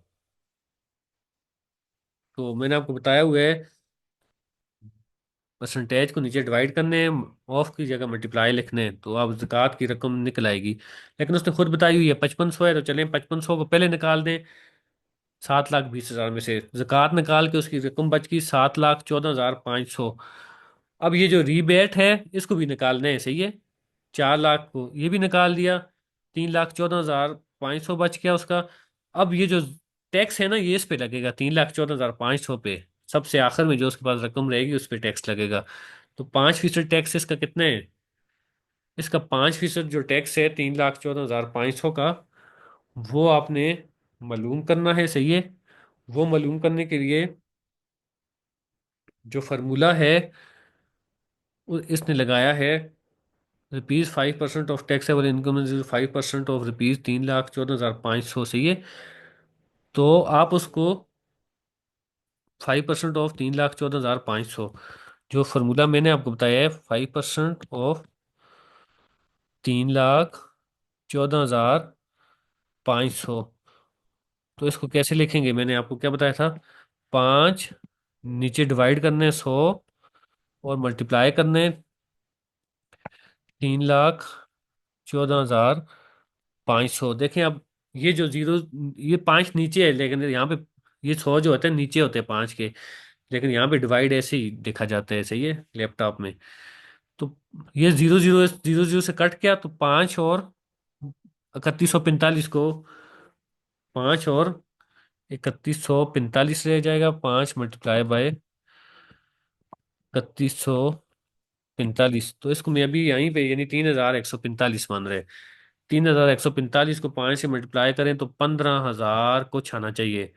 तो देखें, 15,725। इसने और फार्मूला लगाया है कोई, लेकिन मैंने आपको आसान फार्मूला बताया हुआ है। आप, आपकी मर्जी, आप जिस तरह भी मालूम करें। सही है। यहाँ पे उसने वही फार्मूला लगाया है। देखें, 5% मालूम करे, 5 डिवाइडेड बाय 100 मल्टीप्लाई बाय, तो बहरहाल ये सारी चीजें यही हैं। देखें, कहीं पे प्रॉफिट मालूम करने हैं, कहीं पे लॉस मालूम करने हैं, कहीं पे परसेंटेज मालूम करनी है, कहीं पे ज़कात मालूम करनी है। ज़कात की परसेंटेज आपको पता है 2.5% होती है। ये सवाल आपने खुद करने की कोशिश करनी है। सही है। जो हो गए ठीक है, ना हुए उसको फिर दोबारा करेंगे। देखिए, ये आपसे कभी भी नहीं पूछेगा कि उशर कितना होता है, ज़कात कितनी होती है, इसकी आपको खुद देगा परसेंटेज, जिस तरह यहाँ पे दी हुई है उसने 2.5%। उसका मकसद आपका नॉलेज चेक करना ही नहीं, उसका मकसद आपकी मैथ चेक करना है यहाँ पे।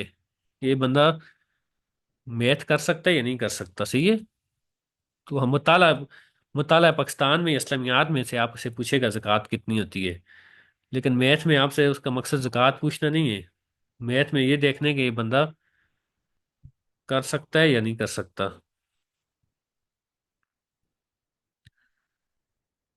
अच्छा, बस इसमें देखें 5 चैप्टर हमारे कंप्लीट हो गए हैं, और बाकी जो सेट वाले सवाल हैं या